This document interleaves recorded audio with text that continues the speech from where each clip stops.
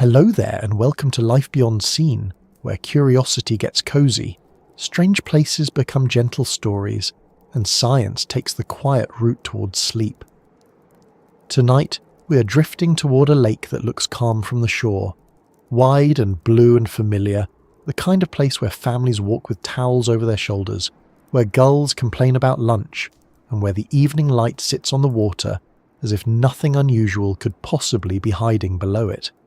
But beneath the surface of Lake Michigan, under the cold fresh water and the slow movement of sand, there is a mystery made of stone. Not a shipwreck, though Lake Michigan has plenty of those. Not a lost anchor, not a forgotten pier, not the scattered remains of some unlucky boat that met the weather on a bad day.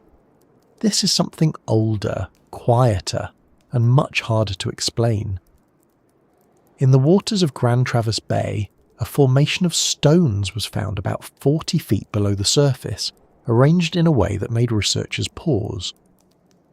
Some reports describe lines of rocks, some describe a circular pattern. One stone has markings that some people believe may resemble a mastodon, the great elephant-like animal that once moved through North America before vanishing thousands of years ago.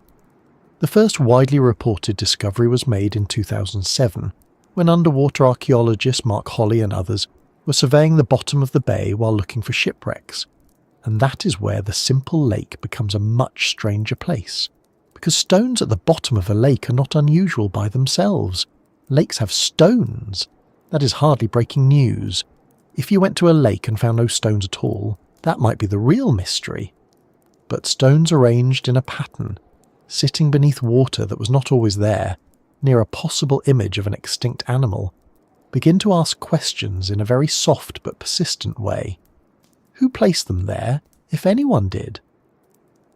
Were they arranged by people, by ice, by waves, by accident, or by some mixture of natural forces that only looks intentional to human eyes? And if people did place them there, then when did they do it? What was this place before the lake covered it?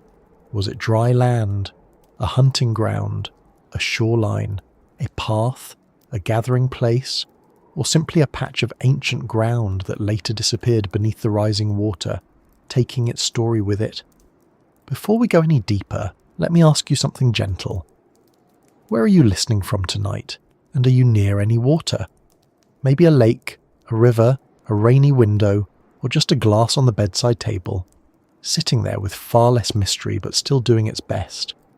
There is something about water at night that makes the mind slow down. Even when we're nowhere near it, the thought of it has a quiet effect. A lake in darkness seems to hold its breath.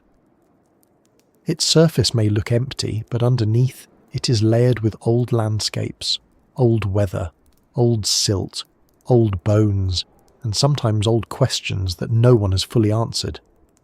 If you find this kind of mystery soothing, strange, or simply a nice way to let the day loosen its grip, I would be ever so grateful if you gave the video a like and perhaps subscribed.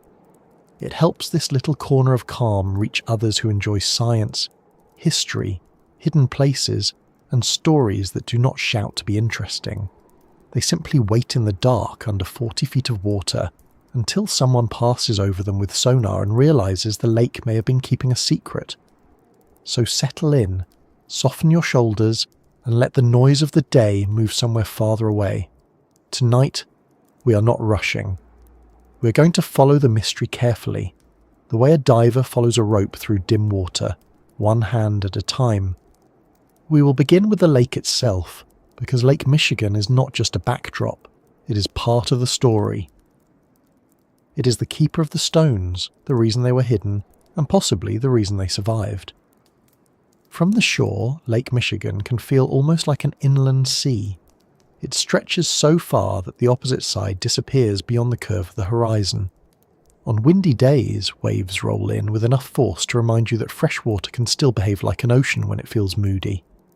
On calm days, it lies flat and shining, pretending to be simple. But the Great Lakes are not simple. They are young in geological terms, shaped by ice, filled by meltwater, and changed again and again as the climate warmed after the last glacial period.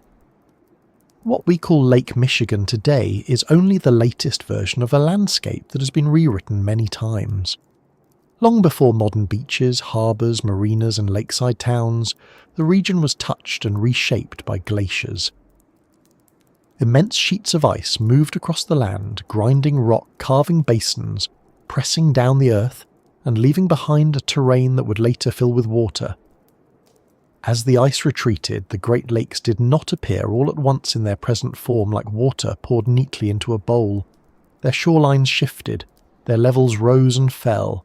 Land that is underwater now may once have been open ground. Places that are now lakebed may once have held plants, animals, and human footsteps.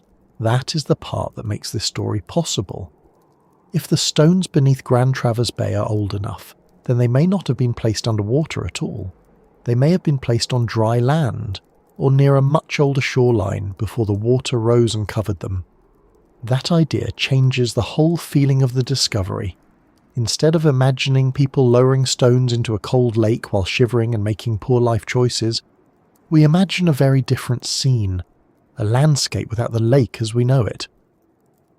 A place where people could walk, a place where mastodons may still have been part of memory, experience or survival, a place where stone could be moved, arranged, marked or used. The phrase, Lake Michigan Stonehenge, is catchy, of course. It has the kind of name that makes the internet sit up straight and spill its tea, but it can also be misleading.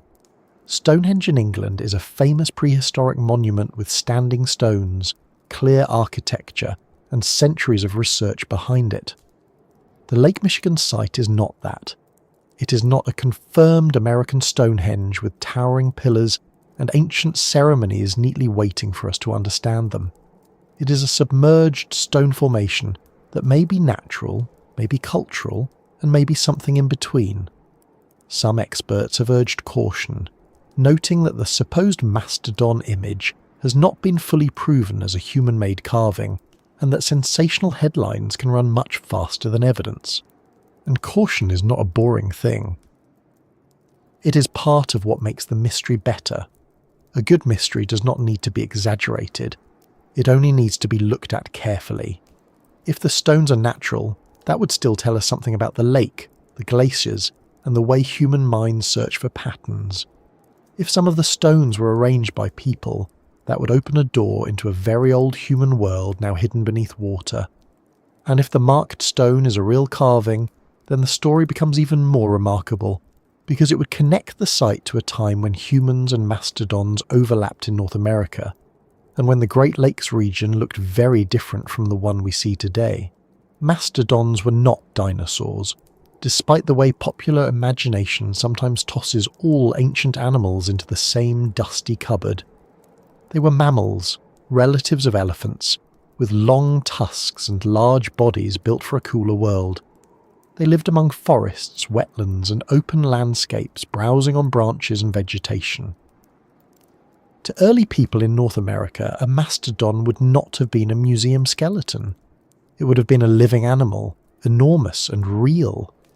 The kind of creature that could feed a group, frighten a child, inspire a story, and leave tracks in mud that no one would mistake for anything small. So when people hear that one of the stones may show a mastodon, the imagination naturally begins building scenes. A hunter standing near a rock, a hand tracing the shape of an animal, a memory carved into stone, a warning, a record, a symbol. But imagination must walk beside evidence, not run ahead of it wearing a little explorer hat. The markings on the rock have been debated. Early reports described them as possibly resembling a mastodon with what could be a spear-like line, but Holly himself said expert verification was needed. That detail matters. It means the honest version of the story is not. A mastodon carving was definitely found beneath Lake Michigan. The honest version is more careful and more interesting. A stone with markings that may resemble a mastodon was found near an unusual underwater stone arrangement, and the meaning of both remains uncertain. Uncertain does not mean unimportant. In archaeology, uncertainty is often where the work begins. The past rarely presents itself with labels attached. It does not rise from the mud holding a sign that says, Hello, I am definitely ceremonial. Please date me to 9,000 years ago. More often, the past appears as fragments: a tool edge, a bone, a stain in soil, a line of stones, a shape on a rock. Then researchers ask what can be known, what can be tested, what comparisons exist, and what explanations fit best. It is slow work, and the slowness is a virtue. The past has waited a long time. It does not need us to hurry badly. Lake Michigan, meanwhile, keeps doing what lakes do. It moves, it chills, it darkens, it carries boats above things most people will never see.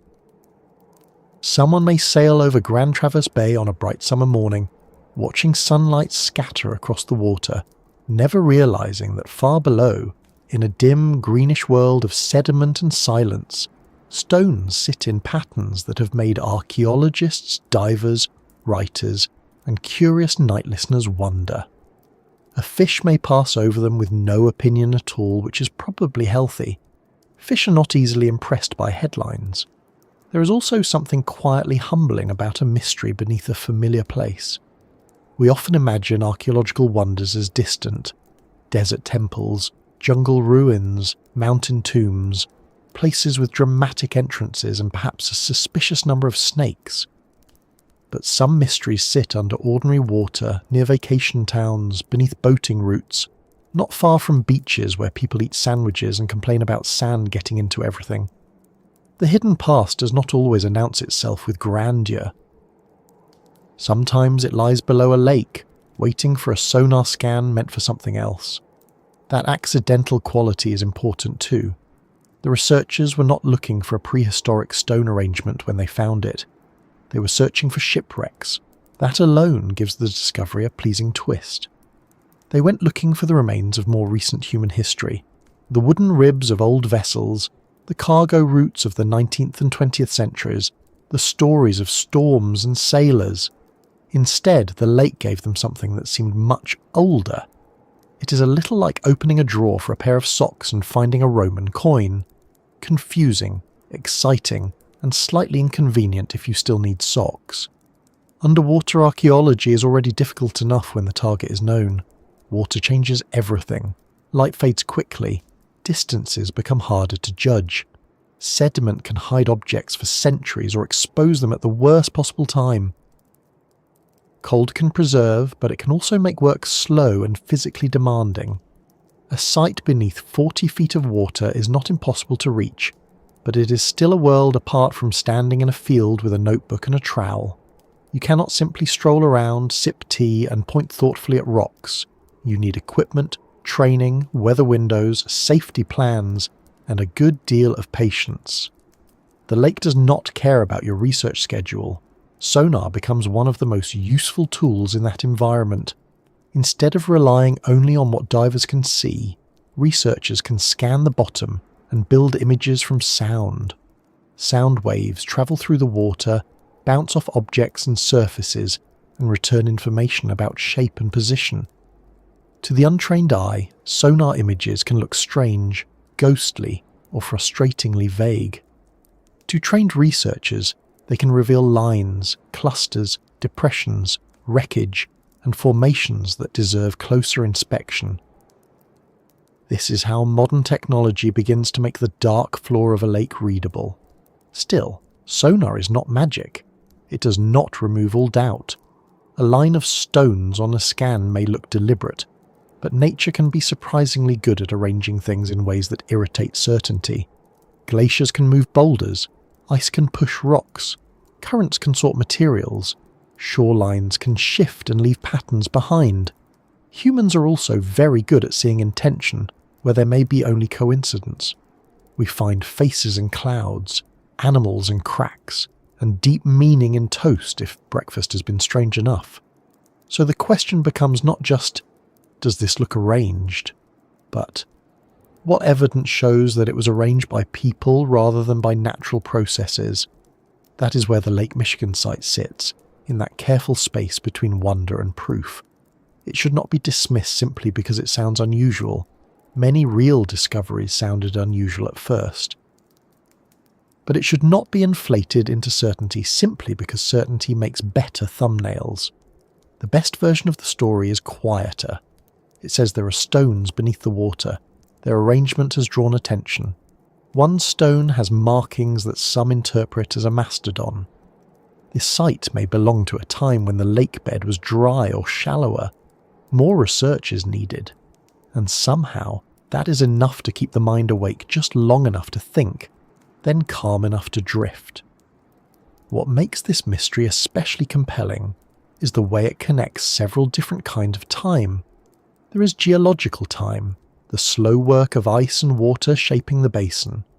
There is archaeological time, the trace of human presence thousands of years before written records in the region.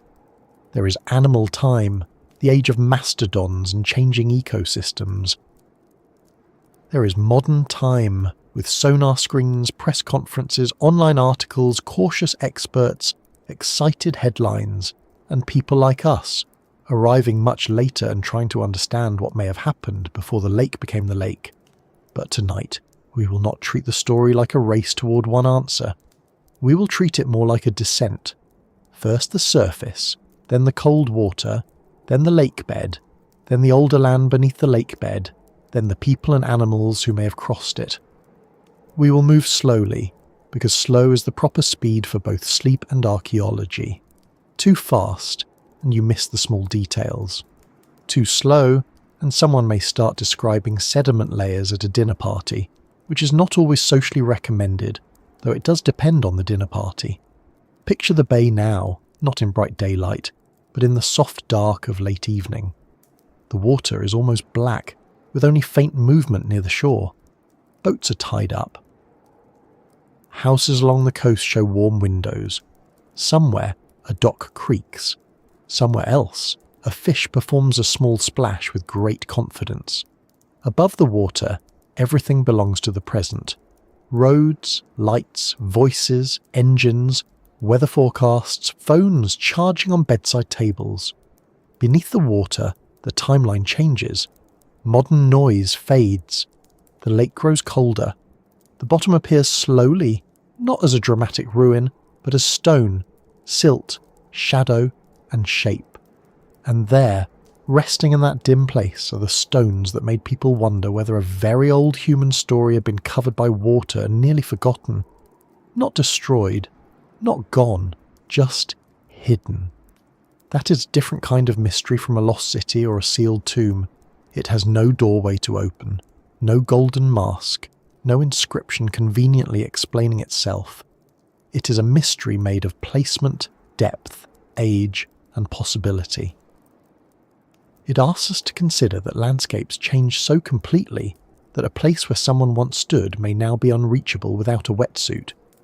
It reminds us that the world we know is only the current arrangement, not the permanent one. A lake can be a former valley. A lakebed can be an old plain. A stone beneath water can be a message or a coincidence, or both in different ways. So as we begin, let your mind settle on that simple image. A wide northern lake, a quiet bay, a search for shipwrecks, a sonar screen, a shape that does not look quite random, a diver moving through cold water towards stones that have not felt open air for thousands of years, if the older interpretations are right. No dramatic music needed. The lake supplies its own mood very well. And from here, we move closer to the water itself, to the place above the stones, to the calm surface that gives almost nothing away, and to the long history of a lake that has been hiding more than waves. The lake itself is the first part of the mystery, because at first glance, Lake Michigan does not look like a place that needs explaining. It looks open, familiar, and practical. It has beaches, harbours, fishing boats, ferry routes, summer cottages, winter storms, and people standing on the shore with coffee in one hand and a phone in the other, taking a photo of a sunset that is doing most of the work for them. It is enormous, of course, but it is still treated as a lake, and the word lake can make something sound manageable. A lake sounds like somewhere you might skip stones, paddle badly in a rented kayak, or lose one sandal with surprising emotional consequences. But Lake Michigan is not small, and it is not simple. It is one of the Great Lakes, a body of fresh water so large that its far shore disappears beyond sight. When you stand at the edge of it, you can look out and see nothing but water and sky, and for a moment your brain has to remind itself that this is not the sea. There is no salt in the air, no tide moving in the oceanic way, and yet the feeling is similar. The horizon is clean. The wind has room to gather strength. Waves can rise high enough to make boats feel very small. Storms can turn the surface from blue glass into a grey, restless field. And on certain winter days, the lake looks less like a vacation postcard and more like a place that has absolutely no interest in human comfort. That is part of why it hides things so well. A quiet lake is not always gentle. Sometimes quiet just means deep. Sometimes calm water is only a smooth cover over a complicated bottom. Lake Michigan has swallowed ships, preserved wrecks, shifted sand over old remains, and kept entire landscapes out of sight. Its floor is not a flat, empty tray. It is a record of ice, water, sediment, erosion, drowned shorelines, and older surfaces that belonged to a world before the lake reached its present shape. The Great Lakes were shaped after the last glacial period, and their water levels have changed many times as ice retreated, outlets opened or closed, and the basin adjusted over thousands of years. USGS research on Lake Michigan's lake level history describes major post-glacial changes across the last 12,000 years, including falls and rises tied to retreating ice and changing water flow through the basin. That matters because when we talk about something strange beneath Lake Michigan, we should not imagine it was always beneath Lake Michigan. That would be too simple. The lake we see now is the current chapter of a changing landscape. There were times when parts of today's lakebed were exposed or far closer to shore. There were times when water stood at different levels, when shorelines were not where modern maps place them, and when the land around the basin would have looked unfamiliar to anyone who knows it only from highways, marinas and weather reports. The lake has a memory, but it is not written in ink. It is written in layers of mud, old beaches, drowned features, and stones sitting where they make us wonder what happened before the water arrived. Near Grand Traverse Bay, that idea becomes especially important. The bay today is a sheltered arm of Lake Michigan, a place known more for boats, beaches, vineyards and summer travel than ancient archaeology. It does not announce itself as a gateway to the deep past. It is easy to imagine someone visiting for a weekend, eating cherries, walking near the water, and never once thinking about mastodons, glacial drainage, submerged stone lines, or the awkward possibility that the lakebed below them may have once been a dry place where people walked. But landscapes do not care whether we remember their earlier lives. They carry them anyway. There is a strange comfort in that. The world is not only what it looks like at the surface. A beach is not just a beach. It may be the newest edge of a much older story. A bay is not just a bay. It may cover a former plain, a former route, a former hunting ground, or a former shoreline where animals passed and people watched. The water makes the old land seem gone, but it may only be hidden. And hidden things have a way of changing how ordinary places feel. The reported underwater stone formation in Grand Traverse Bay became famous because it seemed to sit in exactly that kind of hidden old landscape. In 2007, underwater archaeologist Mark Holley and others were surveying the bay while looking for shipwrecks, and they found an unusual arrangement of stones roughly 40 feet below the surface. The popular name, Lake Michigan Stonehenge, spread because it was memorable, dramatic, and very easy to click on.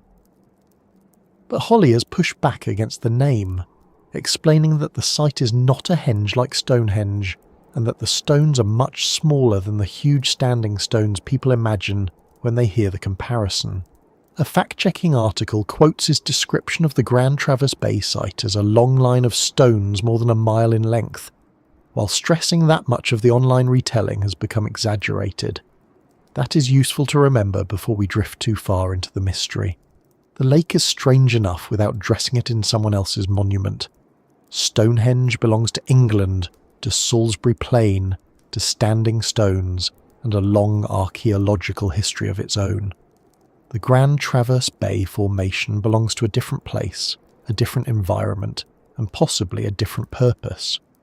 Calling it Stonehenge may help people notice it, but it also risks making them imagine something that is not really there. There are no giant uprights towering beneath the water like a drowned cathedral. There is no confirmed ceremonial circle with ancient astronomers politely checking solstices under Lake Michigan while holding their breath. What exists is more subtle. Stones, a line, a possible arrangement, a possible carving, a setting that may once have been dry, a question that has not settled, and sometimes subtle mysteries are better because they force us to pay attention. A large monument tells you to look. A line of stones asks whether you know how. The lake helps create that uncertainty. On land, even a faint archaeological site can often be studied through soil layers, excavation, mapping, controlled sampling, nearby artifacts, and the slow work of context. Underwater, context is harder to reach. Visibility may be poor, sediment may shift, stones may be covered, exposed or partly buried. A diver sees only a limited area at a time, especially in cold freshwater where light fades and everything seems to lose colour. The lakebed does not display itself like a museum case.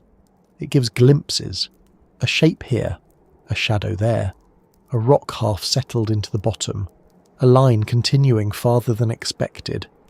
The mind tries to connect the pieces, and the lake quietly withholds the rest. This is why sonar matters. Sound can move through water where vision struggles. A sonar survey can reveal forms on the bottom and help researchers identify patterns worth inspecting more closely. But sonar images can also be difficult for the public to understand. They are not photographs in the ordinary sense. They are interpretations of reflected sound, built into images that show structure and texture but not always certainty. A stone line may appear clearer in sonar than it does to a diver, or it may look more deliberate from a distance than it does up close. Technology opens the door, but it does not always hand over the answer with a neat label and a polite little bow. That is probably for the best. A mystery that arrives fully solved is not really a mystery. It is just information wearing a hat. To understand why Lake Michigan could hide something ancient, it helps to imagine the region not as a fixed map, but as a moving system. The Great Lakes are still dynamic today. Their levels rise and fall with precipitation, evaporation, runoff, groundwater, upstream inflows, diversions, and weather-driven events. Michigan's Department of Environment, Great Lakes, and Energy notes that Great Lakes water levels are constantly moving with weather, seasons, and climate, and can even change in hours during sea events, when wind and pressure push water from one side of a lake to another. That is the modern version. Now stretch that movement over thousands of years, through melting ice, shifting outlets, changing climate, and land rebounding after the immense weight of glaciers. The lake becomes less like a bowl of water sitting quietly on a table, and more like a living record of pressure, release, flow, and adjustment. The shoreline is not a permanent border. It is a temporary agreement between water, land, and time. Sometimes the agreement changes. In the early post-glacial world, the Great Lakes region would have been a place of transition. Ice was retreating, meltwater was moving, new environments were appearing, plants and animals were adjusting to changing temperatures and habitats. Human groups were moving through landscapes that would later be transformed beyond recognition. They did not know they were walking across future lakebed. No one looked around and said, "Careful, in a few thousand years this spot may be inconveniently underwater." They lived in the landscape as it was then. They followed food, water, seasons, and the needs of their communities. They made tools. They hunted. They watched animals. They left traces, most of which did not survive, and some of which may now rest in places that only divers and sonar can reach. This is one reason underwater archaeology can be so important. Rising waters can cover and preserve old surfaces that would otherwise be disturbed by farming, construction, weather, and later human activity. On dry land, thousands of years of wind, roots, burrowing animals, erosion, ploughing, and development can scatter or destroy evidence. Beneath cold fresh water, certain things may remain protected, though not always perfectly. Water is not a museum curator in a tidy cardigan. It can preserve, but it can also move, abrade, bury, and confuse. Still, submerged landscapes have the potential to hold clues about lives that unfolded before modern shorelines existed. The phrase, "that shouldn't exist," is really about that feeling. It is not that stones cannot exist beneath a lake. They clearly can, and if any lake tried to avoid having stones, it would be attempting something very unusual. The strange part is the possibility of arrangement. The idea that people might have placed stones in a pattern on land that later became lakebed. The idea that an ancient human trace could now sit in dim water below modern boats. The idea that a familiar freshwater lake may cover a scene older than many of the monuments we usually associate with deep prehistory. But there is a trap here, and it is an easy one to fall into. When something feels mysterious, people often want the biggest possible answer. A ceremonial temple, a lost civilization, a hidden message, a forbidden history suppressed by people who apparently have enough free time to hide rocks underwater. Those stories are dramatic, but drama is not the same as evidence. The quieter possibilities may be more realistic and more interesting. A line of stones could have been part of a hunting structure. It could have guided animals. It could have marked a boundary, a route, a camp feature, or something practical. It could also be natural. Ice, waves, and geology can create forms that look intentional, especially when we are hoping to find intention. The lake does not settle that argument for us. It simply holds the stones. There is another underwater site in the Great Lakes region that helps explain why researchers take such possibilities seriously. In Lake Huron, archaeologists have studied ancient submerged hunting structures on the Alpena Amberley Ridge, a land bridge that was dry during lower lake levels. Those features have been interpreted as caribou hunting drive lanes and blinds. That does not prove the Grand Traverse Bay Formation has the same purpose, but it shows that submerged prehistoric structures in the Great Lakes are not fantasy by default. They can exist, they can be found, they can be studied. The challenge is proving what each specific site is, instead of borrowing certainty from another place. That distinction matters. It is perfectly reasonable to say that the Grand Traverse Bay stones are intriguing. It is reasonable to say that the region's changing water levels make an ancient dry land origin possible. It is reasonable to say that the reported markings on one stone deserve caution. It is not reasonable to declare the whole mystery solved in the most sensational direction, simply because the phrase "underwater Stonehenge" sounds good beside a dramatic thumbnail. The lake rewards patience more than certainty. Imagine standing on the shore of Grand Traverse Bay in the early morning. The water is still, a few boats are tied up. The air smells clean and a little cold. Somewhere behind you, a road begins to wake. Someone is opening a shop. Someone is dragging a cooler across a dock with the loud confidence of a person who has never heard of quiet wheels. The surface of the bay looks ordinary. It reflects the sky. It makes small sounds against the shore. Nothing about it says that 40 feet below, stones may sit in a formation that has caused years of debate. That is what makes the setting so effective. The mystery is not in a remote jungle or a sealed desert chamber. It is beneath a lake people know, a lake people swim in, sail across, fish from, photograph, and drive beside without giving the bottom much thought. The ancient world is not always far away. Sometimes it is below the route of a weekend boat. Sometimes it is underneath a place where someone is applying sunscreen badly. Sometimes deep time and everyday life overlap so closely that only a layer of water separates them. And Lake Michigan is very good at separation. Water changes distance. 40 feet is not much on land. It is a short walk down a hallway, a few seconds on a staircase, the height of a modest building. But underwater, 40 feet becomes another zone. The light changes, sound changes, movement slows, the pressure becomes noticeable. The familiar world above turns into a wavering ceiling. A diver looking down at stones on the lakebed is not just looking across space, they are looking across time, or at least across the possibility of time. The question is not only what these stones are, it is what kind of place this was when those stones first took their positions. If they were placed by human hands, then the water above them is an afterthought, geologically speaking. The lake is the later visitor.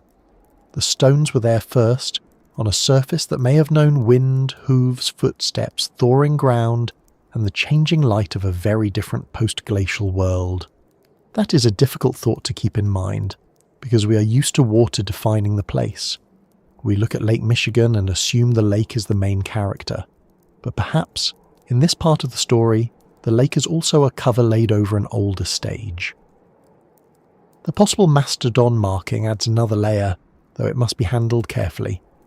Early reports described a stone with lines that some people thought resembled a mastodon, but the interpretation has not been firmly established, and later fact-checking has emphasised that calling it a confirmed carving goes beyond the evidence. That uncertainty does not remove the interest, it simply keeps the story honest. A possible image of an extinct animal, found near an unusual stone formation in a drowned landscape, is fascinating enough without pretending every question has already been answered. Mastodons belong to a North America that no longer exists. They moved through forests and wetlands. They browsed on vegetation. They left bones, tusks, and traces that archaeologists and paleontologists still study. Humans and mastodons overlapped in time, and in some places humans hunted or scavenged large Ice Age animals. So the idea of a mastodon-like carving near an ancient stone feature naturally draws attention. If it were proven, it would be extraordinary. If it is not proven, it remains a reminder of how carefully we must look at marks on stone. Nature scratches, stone cracks, mineral lines can deceive. Human eyes are pattern-making machines. Give us a few curves and a shadow, and we may find an animal, a face, or the outline of our neighbour's cat, who frankly had no business being in archaeology. That little caution does not make the lake less mysterious. It makes the mystery cleaner.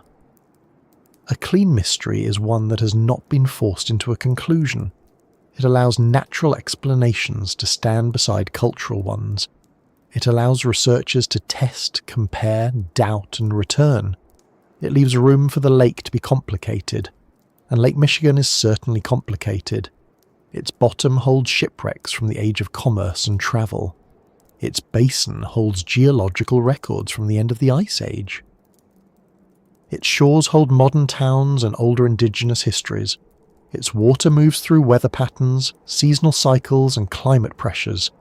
It is not a single story. It is a stack of stories, and the stones in Grand Traverse Bay sit somewhere deep in that stack. The quietness of the lake is also part of how stories get lost. Human memory usually follows people, buildings, and written records. It struggles with places that vanish underwater. Once a landscape is covered, it becomes harder to visit, harder to pass down, harder to connect to everyday life. A hill beneath water is no longer a hill in the ordinary human sense. A path beneath water is no longer a path. A campsite beneath water becomes a point on a sonar map, if it is found at all. The lake does not erase everything, but it changes the terms of access. It turns a place into a secret even if no one meant to hide it. That may be why this story has such a strong pull. It suggests that the world has hidden rooms, not in castles or caves, but beneath ordinary surfaces. It tells us that the present is thinner than it feels. Under a lake may be an old land. Under a stone may be a question. Under a catchy name may be a quieter truth, more careful and more compelling than the headline. There is also something soothing about the scale of it. The lake does not hurry. Geological change does not hurry. Stones do not hurry. Even the argument about the site has unfolded slowly, with bursts of attention, long pauses, renewed headlines, and more caution than certainty. In a world that often demands instant answers, Lake Michigan offers a different pace. It says, in effect, here is something under the water. You may look at it, but you may not rush it.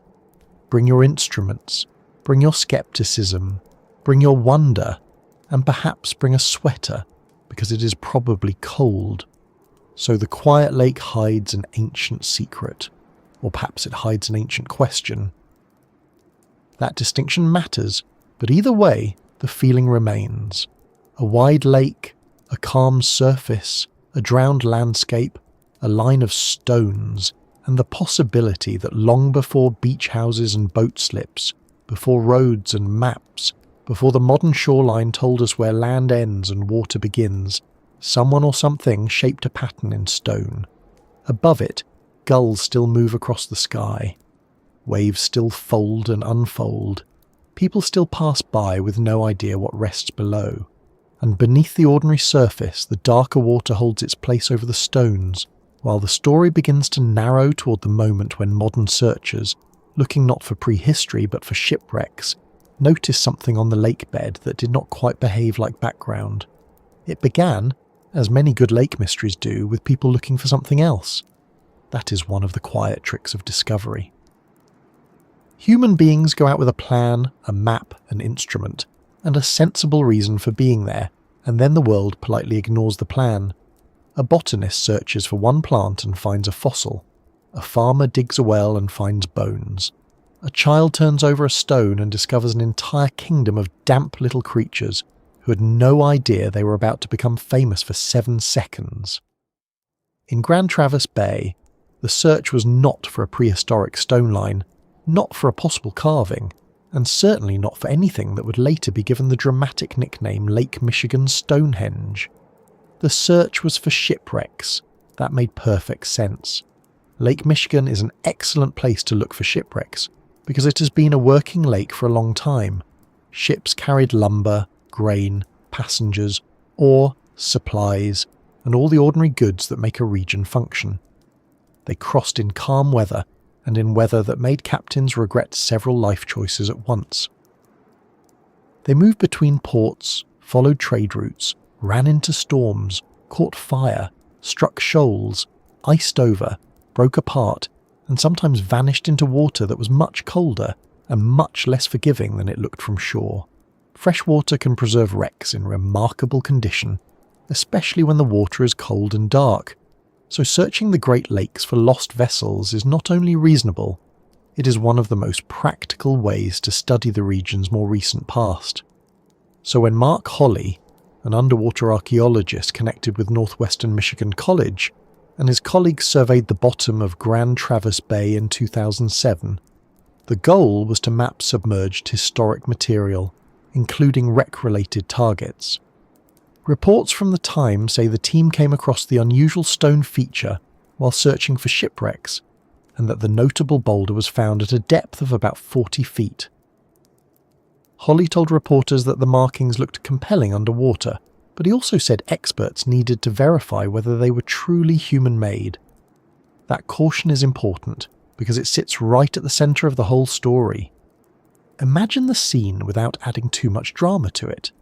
No ancient doorway opening, no glowing symbol, no diver gasping through a regulator, which would not be ideal diving practice anyway. More likely, there was equipment, planning, survey lines, recorded positions, boat movement, water conditions, and the slow discipline of scanning a lake bottom. Underwater archaeology often looks less like treasure hunting and more like patient paperwork that happens to involve wetsuits. There is a great deal of waiting, checking, measuring, and returning to the same area, because the first look was not enough. It is careful work. The lake gives information in pieces, and each piece has to be handled like it might matter, while also accepting that it might turn out to be nothing more than a stubborn rock with excellent public relations. The survey used sonar, which is one reason the discovery entered the story at all. Human eyes are not especially useful from the surface of a bay unless the object is very large, very shallow, or very eager to be noticed. Sonar changes that. It sends sound into the water and records the way those sound waves bounce back from the bottom and from objects resting on it. Instead of a simple photograph, you get an image built from echoes. That image can show shapes, shadows, ridges, depressions, lines, clusters, wrecks, and sometimes arrangements that make researchers lean closer to the screen. In this case, what caught attention was not a hull or a mast, but stones. That must have been a strange moment.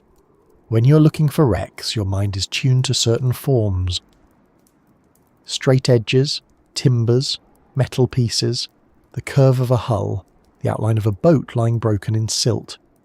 Stones are not unusual on a lakebed, and most of the time they're not worth a great deal of excitement. A lakebed with stones is simply doing lakebed work. But these stones seem to form a pattern. Later retellings would describe circles, lines, and Stonehenge-like arrangements, though more careful summaries say the popular headlines were misleading. Discover magazine notes that the formation was reported as a line of stones, with some descriptions saying the stones were arranged in a V-shape rather than a true henge, and that the supposed mastodon image has not been fully analysed to prove it is a carving rather than a natural feature. That difference may sound small, but it matters.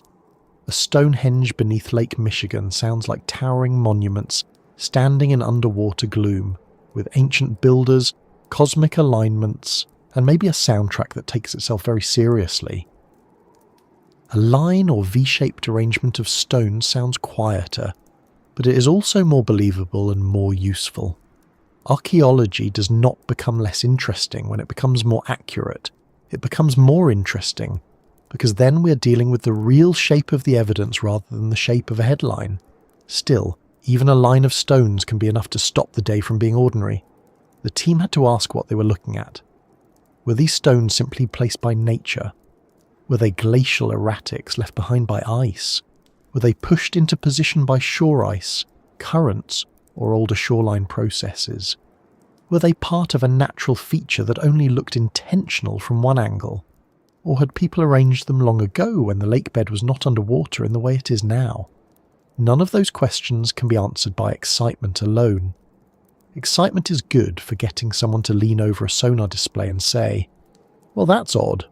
It is not enough to rewrite history.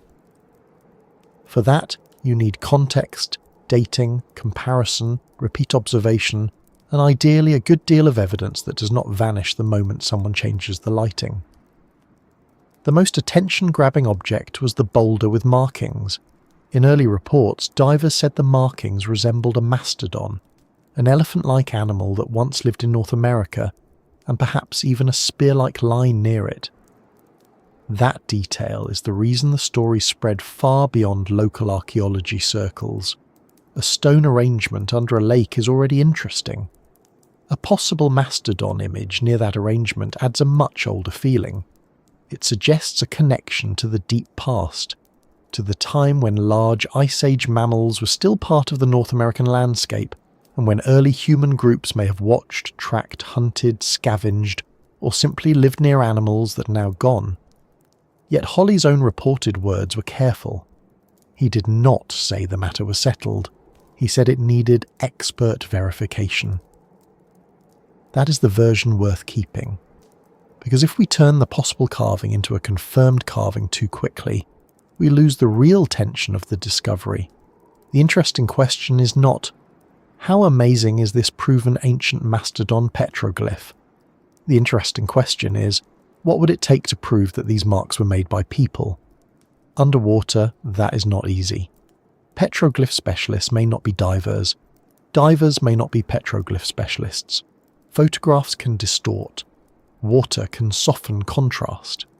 Algae, mineral staining, cracks, scratches, and natural weathering can produce lines that look meaningful.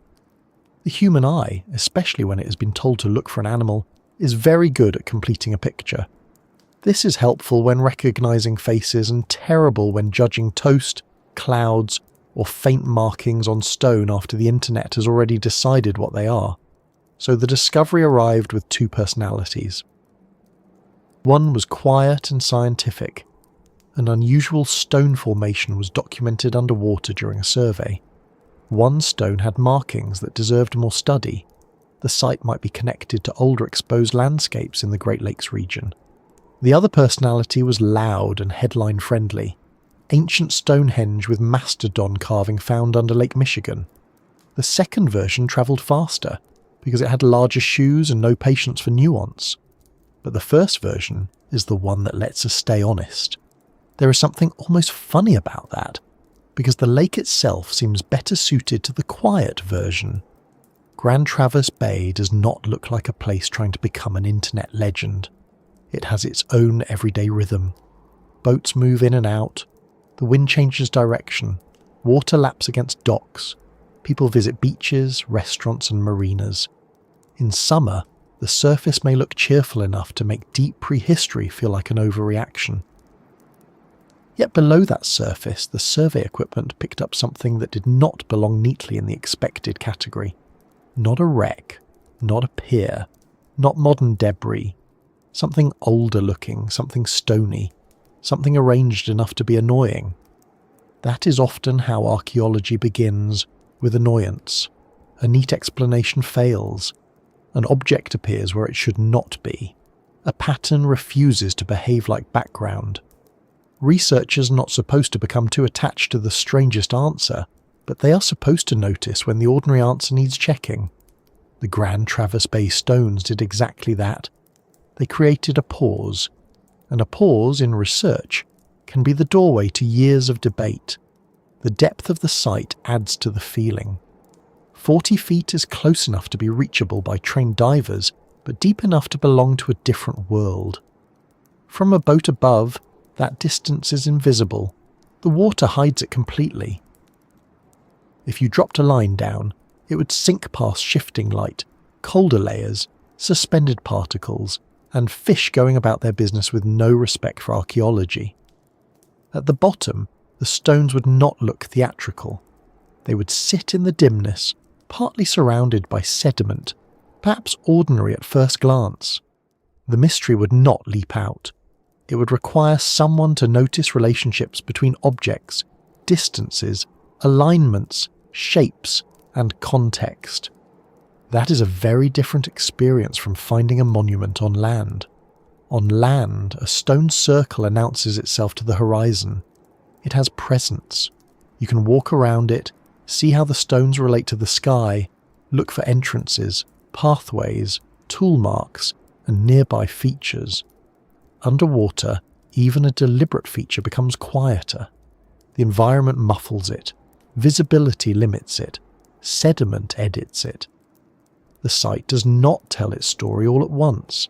It makes you assemble it from fragments, and the assembly may always remain incomplete.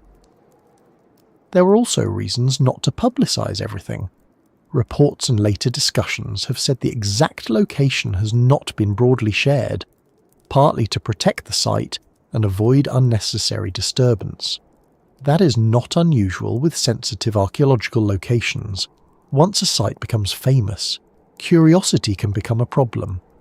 People may want to dive it, touch it, take pieces, anchor nearby, or simply crowd into a fragile place without understanding that damage can happen quickly. A rock line may have survived thousands of years underwater, only to be disturbed by someone with a GoPro and the confidence of a raccoon in a pantry. So secrecy, in this context, can be a form of care. The accidental nature of the find also helps explain why it did not immediately become a fully excavated, fully interpreted site. Discoveries do not automatically arrive with funding, time, specialists, permissions, and perfect conditions attached. The public may hear about a strange site and assume that a large team of experts immediately descends with boats, labs, scanning systems, and unlimited grant money. In reality, research depends on resources.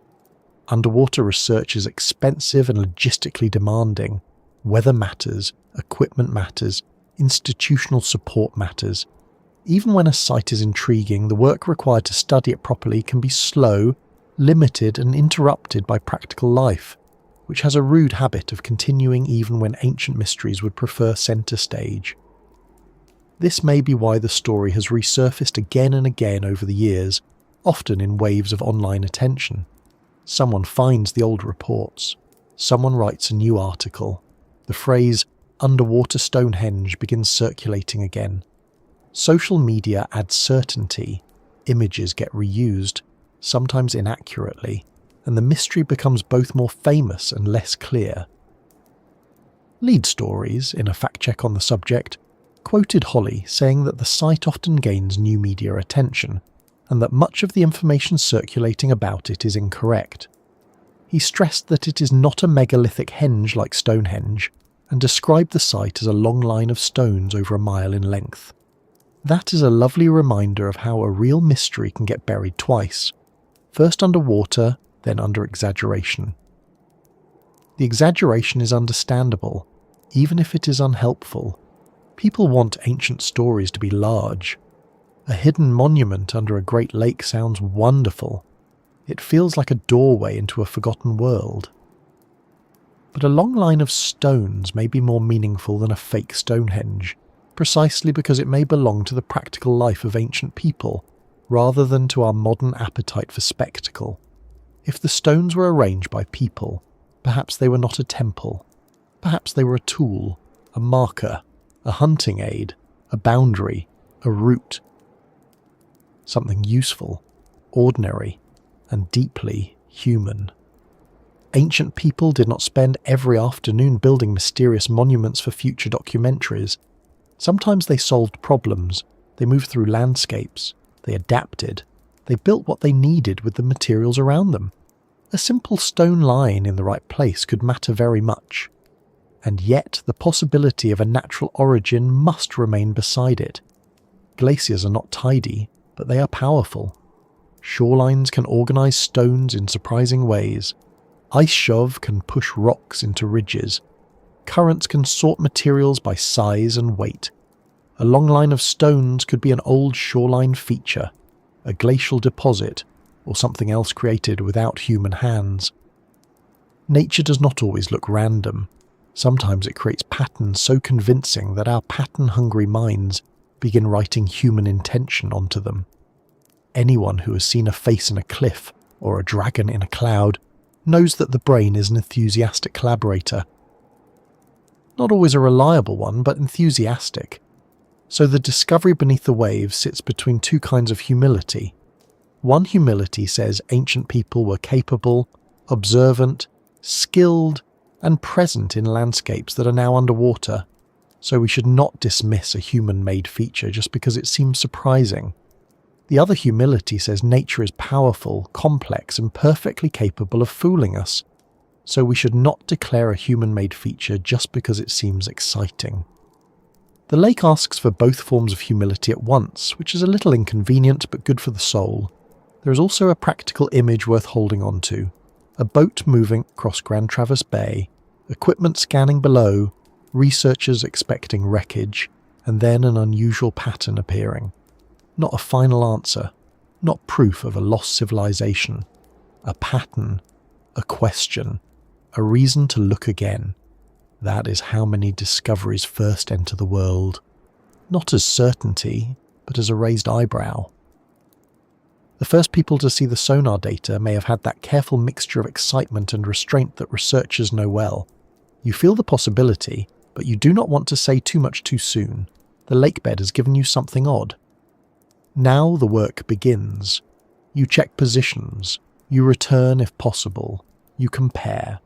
You ask whether others have seen similar things. You separate what is visible from what is assumed. You try not to let the most dramatic explanation grab the steering wheel. This is especially difficult when the story includes a possible mastodon, because once a mastodon walks into a conversation, it tends to take up quite a lot of room. The press conference in 2007 helped bring the story to public attention. Photos were shown. The possible markings were discussed. Holly's comment about being tempted to call it real, followed by his insistence that experts needed to verify it, captured the feeling perfectly. It was wonder with the brakes still on. That is not a weakness. That is the proper shape of responsible curiosity. From there the story spread outward. Some articles treated it carefully, others polished it until it gleamed a little too brightly. The Stonehenge label stuck because it was simple and powerful, even if it was not accurate. People who had never heard of Grand Traverse Bay suddenly imagined a drowned prehistoric monument beneath Lake Michigan. And somewhere under the actual water, the actual stones remained exactly what they were, unbothered by headlines, still waiting for evidence to catch up with imagination. That contrast is almost peaceful. Above the surface, words multiply. Below the surface, stones do not hurry. They do not defend themselves against exaggeration. They do not clarify whether they were placed by ice, water, or hands. They simply sit in the cold, surrounded by silt and silence. The lake keeps them in a state that is neither forgotten nor fully known. This is why the accidental discovery matters so much. If someone had gone searching for an underwater Stonehenge, the story would feel different. It might carry the suspicion of expectation, the sense that people found what they were already hoping to find. But the reported discovery happened during a search for shipwrecks, which gives it a different kind of weight. It was not the intended target. It interrupted the search. It came as a surprise, and surprise is one of the past's favourite ways to return. Underwater, the past does not arrive as a neat timeline. It arrives as overlap. A shipwreck from a stormy trading era may lie not far, in historical imagination at least, from a landscape that belonged to early people and extinct animals. Modern survey equipment, built with electronics and software, can reveal wooden wrecks, metal debris, stone formations, and ancient surfaces in the same broad environment. A single bay can hold centuries in layers, and the instrument does not care which century you expected to find. It sends out sound and listens. There is something fitting about sound finding the stones before certainty did. Sound travels through the water, touches what sight cannot reach, and returns changed. That is a plain physical process, but it also feels like a good description of archaeology. We send questions into the past. They hit something hidden. What comes back is not the thing itself, but an echo shaped by distance, preservation, method, and interpretation. We then try to turn that echo into understanding, and sometimes into a bedtime video, because human beings are strange and adaptable creatures. The discovery beneath Grand Traverse Bay did not solve itself in 2007. It did not become simple after the first articles. It has remained in that unsettled category, where the evidence is interesting, the claims vary, and the responsible answer is still careful. That may disappoint anyone who wants a firm conclusion immediately, but for a slow night's journey, it is exactly the right kind of mystery.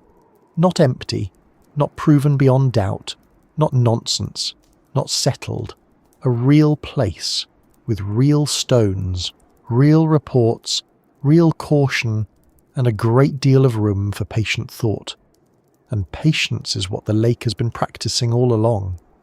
For thousands of years, the bottom of Grand Traverse Bay changed quietly. Sediment moved, water levels shifted, plants and animals came and went. Human histories rose along the shores, ships crossed above, storms passed. People forgot whatever older stories once belonged to the drowned ground below. Then, one day, a modern survey passed over the right place, and a line on a screen made the old landscape slightly visible again. Not fully visible, just enough. That is often how the hidden world announces itself, not with a shout, but with a shape, not with an answer, but with a question that stays. And once that question was noticed, the stones could no longer be only stones. They became a possible arrangement, a possible clue, a possible remnant of a time when Lake Michigan's basin looked different, when the waterline was somewhere else, and when the creatures and people of a colder, older North America moved through places that now belong to fish, divers, and sonar echoes. The discovery began by accident, but from that accident came the next and stranger problem. What exactly was this pattern on the lake bed, and why did it seem arranged where ordinary stones should have been scattered? The strange thing about the stones is not that they are stones. That sounds obvious, but it is worth saying slowly because this story has spent years being stretched into shapes that are easier to sell and to study. Lakebeds have stones, glaciers leave stones, shorelines move stones, ice pushes stones, water rolls stones, drops them, sorts them, buries them, and uncovers them again. A rock at the bottom of Lake Michigan is not, by itself, a sign of ancient builders. It is usually just a rock getting on with the quiet business of being heavy. The problem begins when the stones seem to behave like they are not alone. A single boulder can be ignored. A scatter of boulders can be explained. But a line, a repeated spacing, a direction, a shape that continues farther than expected, those details make researchers look twice. And looking twice is where this mystery lives. The Grand Traverse Bay stones became famous because they appeared arranged, not because they were large enough to tower over divers like the stones at Stonehenge. In fact, Mark Holley has been very clear that the popular comparison to Stonehenge is misleading. He has explained that there is not a henge at the site, that the stones are small compared with the famous European standing stones, and that the formation is best described as a long line of stones more than a mile in length. That description is less theatrical, but it is more interesting. A long line of stones under the water asks a different kind of question. It does not ask us to imagine a grand temple with huge uprights and ceremonies held under a prehistoric sky. It asks us to imagine a practical arrangement, a boundary, a guide, a marker, a drive line, a feature made by people who may have known the land before it became the floor of a bay, or, just as importantly, it asks us to imagine how natural forces could create something that looks practical, even when no person planned it at all. This is where the phrase, "where no stones should be," needs a little care. Stones can absolutely be at the bottom of Grand Traverse Bay. They should be there in the ordinary geological sense. The odd part is not their presence. The odd part is their possible order. If stones are randomly scattered across a lake bed, they belong to the usual story of ice, erosion, and water. But if they form a long arrangement, if they are positioned in a way that seems to guide the eye, then they may belong to a different story. Not necessarily a more dramatic one, just a more human one. Picture a diver moving near the bottom. The water is not bright like a swimming pool. It is colder, dimmer, and filled with suspended particles that catch the light. Visibility may change from day to day. A stone nearby might look clear, while another only a short distance away fades into a grey outline. The diver sees one boulder, then another. At first it is just lake bed. Then the mind begins to notice distance and direction. The stones are not forming a casual pile. They seem to continue. A pattern begins to appear, and once a pattern appears it becomes difficult to unsee. That does not mean the pattern is artificial. It only means the lake has given the observer something that needs explaining. Nature is very good at making arrangements that look deliberate. Glaciers can move rocks over long distances and leave them behind in lines, ridges, or clusters. Shore ice can shove stones into rows near old beaches. Waves can sort heavier material from lighter sediment. Currents can clear sand from some rocks and bury others, making a natural feature seem more planned than it really is. Anyone who has walked along a beach after a storm has seen how water arranges things.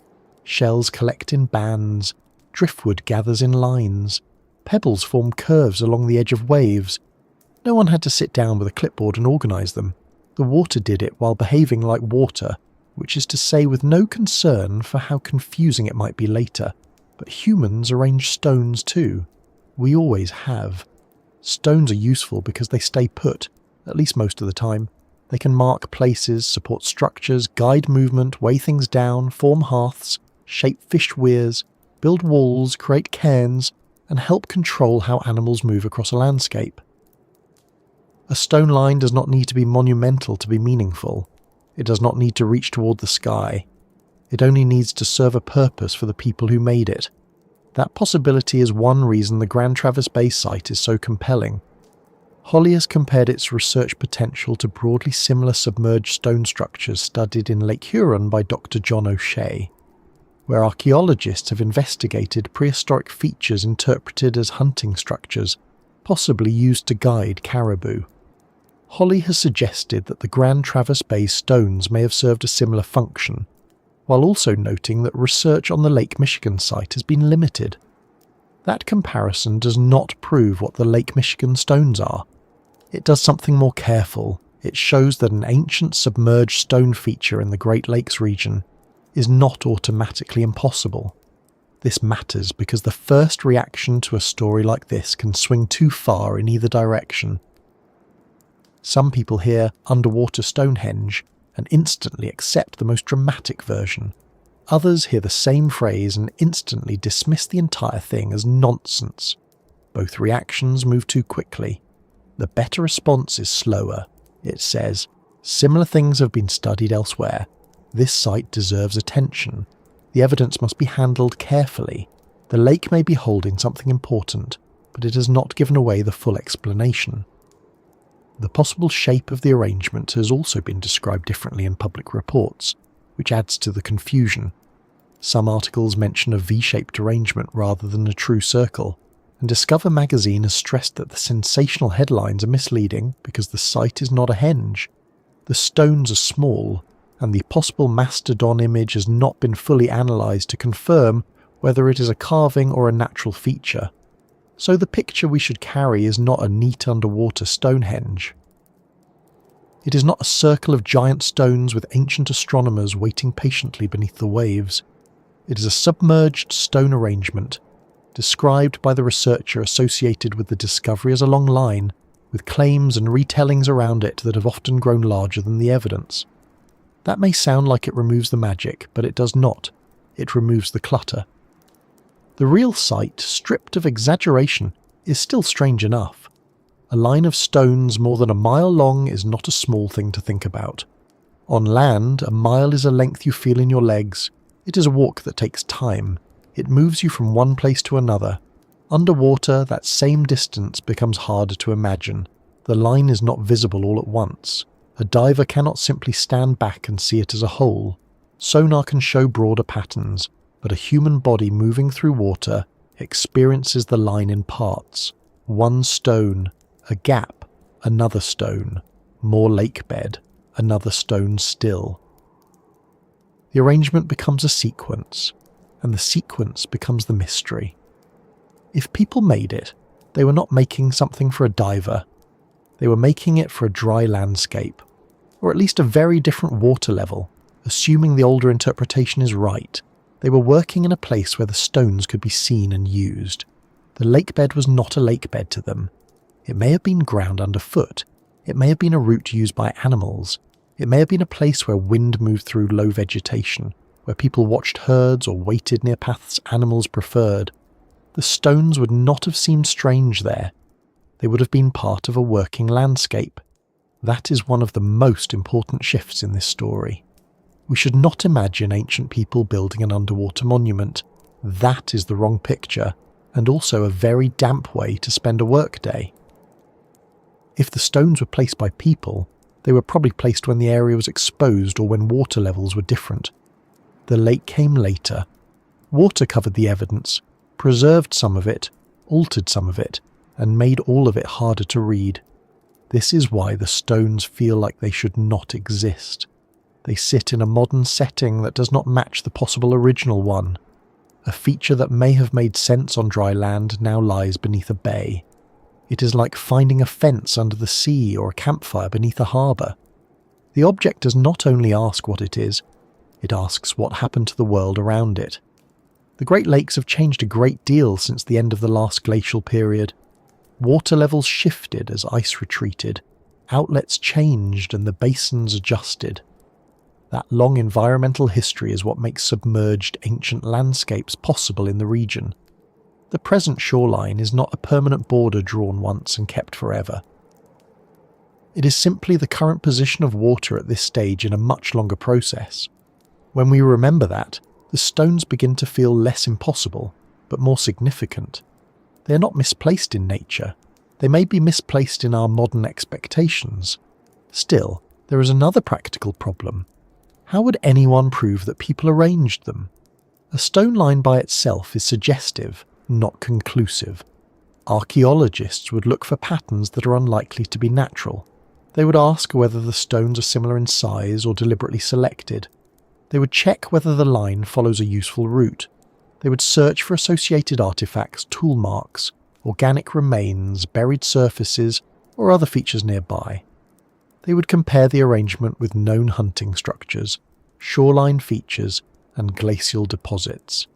They would ask whether the stones sit on an ancient land surface, or whether they have been moved by later processes. Every answer would need support. Underwater, each of those steps is harder. You cannot easily excavate without disturbing the site. You cannot casually lift stones to see what lies beneath. Laws and ethics protect underwater cultural resources, and for good reason. Once an underwater site is disturbed, context can be lost. A stone's position may be more important than the stone itself. Move it, and part of the evidence disappears. It is a bit like tearing a page out of a book and then asking what the paragraph meant. The words may still be there, but their place in the story has been damaged. That is one reason researchers have avoided sharing the exact location publicly. Holly has said the site's location is not being disclosed because of security concerns. That may sound frustrating, especially to curious people who would love to see the stones for themselves, but it is sensible. A site can survive cold water, darkness, and thousands of years, then be harmed in a weekend by careless visitors. Curiosity is not always gentle. Sometimes it arrives with anchors, fins, souvenir bags, and a very poor understanding of restraint. There is also the issue of what people expect to see. Many online versions of the story include dramatic images that do not accurately represent the site. Some show structures that look like ruins or large standing stones, making the formation seem more like a classic monument than the line of stones Holly has described.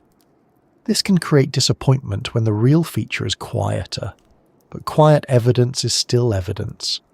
A hunting blind, a drive line, or a practical stone arrangement will not always look impressive to someone expecting a temple. Ancient usefulness does not always photograph well. A drive line, for example, can be simple. It may consist of stones placed to guide animals toward hunters or toward a narrower area where movement can be controlled. The stones do not need to form a wall high enough to stop an animal. They may only need to influence direction, especially if combined with terrain, water, people, scent, movement, or other features of the landscape. Animals respond to obstacles and pathways in ways that skilled hunters can understand. A low line of rocks, placed in the right location, might matter more than it looks. That kind of feature is easy to underestimate because modern eyes often look for buildings. We want walls, roofs, towers, and doors. We understand architecture because it resembles our own idea of construction. But ancient people also built with behaviour in mind. They shaped movement. They worked with landforms. They used subtle barriers, narrow passages, and predictable routes. A structure does not have to be tall to be intelligent. Sometimes the smartest design is the one that uses the least effort for the greatest effect. If the Grand Traverse Bay stones were a hunting feature, they may have belonged to a landscape where animals move seasonally. The comparison with Lake Huron's submerged caribou hunting structures makes that possibility tempting, though it remains only a possibility for Lake Michigan. It would place the stones not in a world of mystery ceremonies, but in a world of planning, survival, and close observation.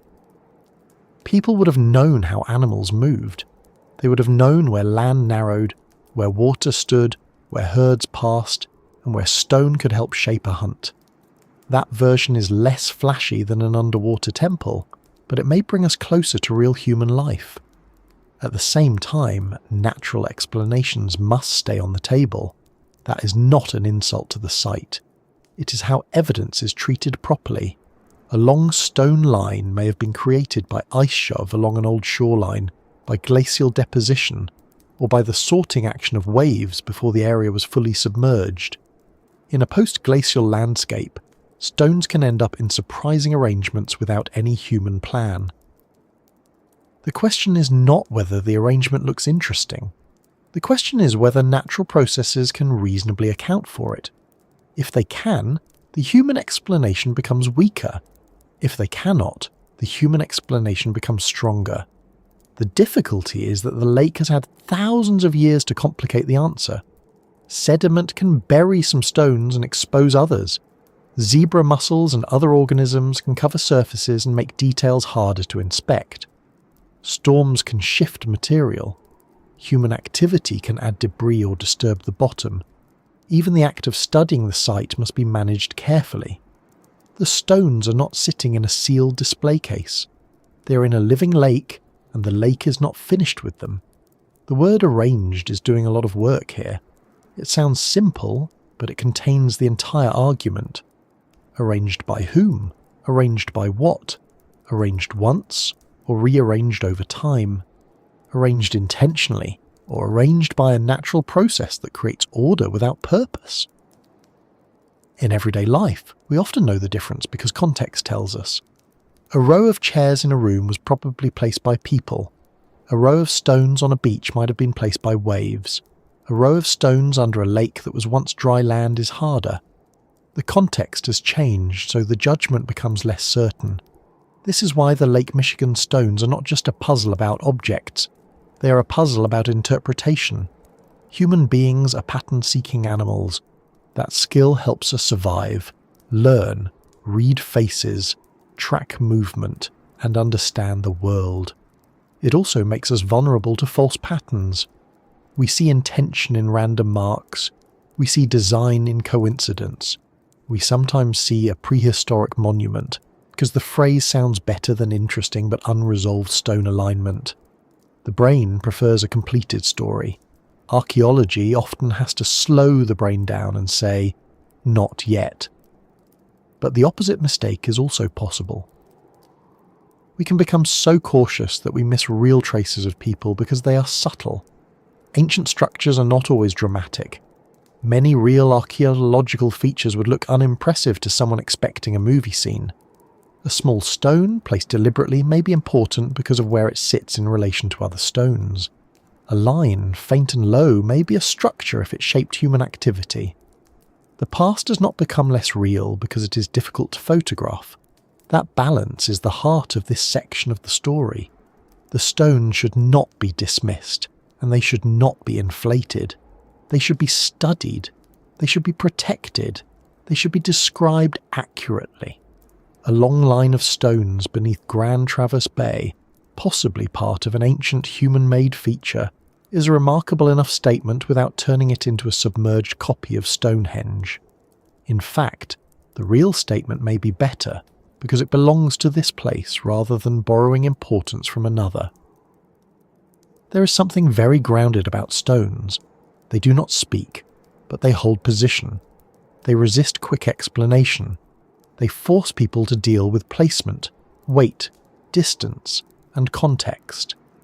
If these stones were moved by people, each one required a decision. Even a small stone becomes work when you move many of them.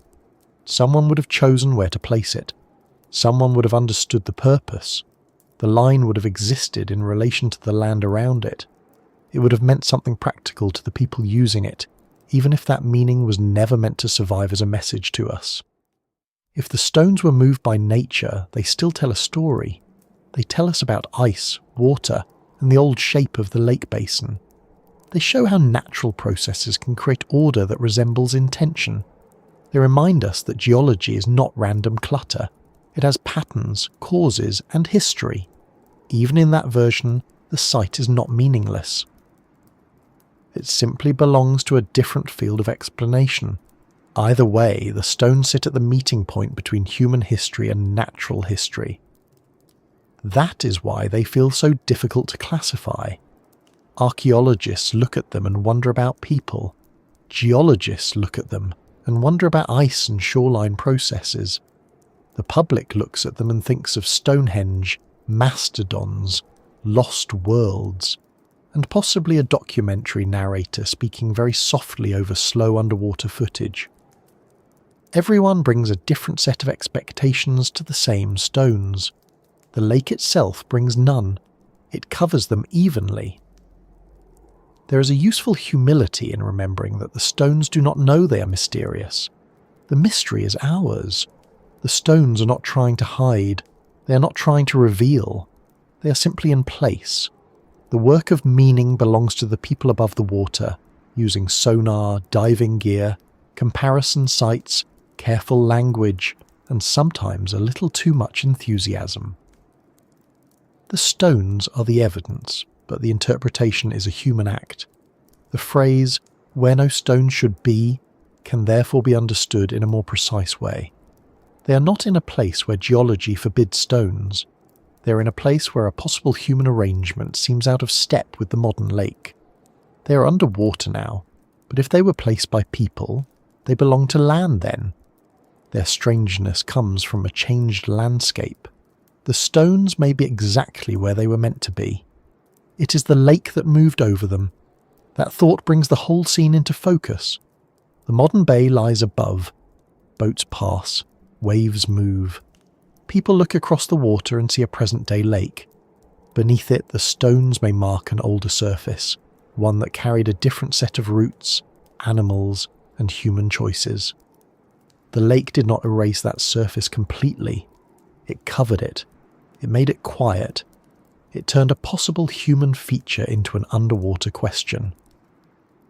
And near that line of stones, the most famous question waits on a single boulder, where faint markings have been interpreted by some as the outline of a mastodon.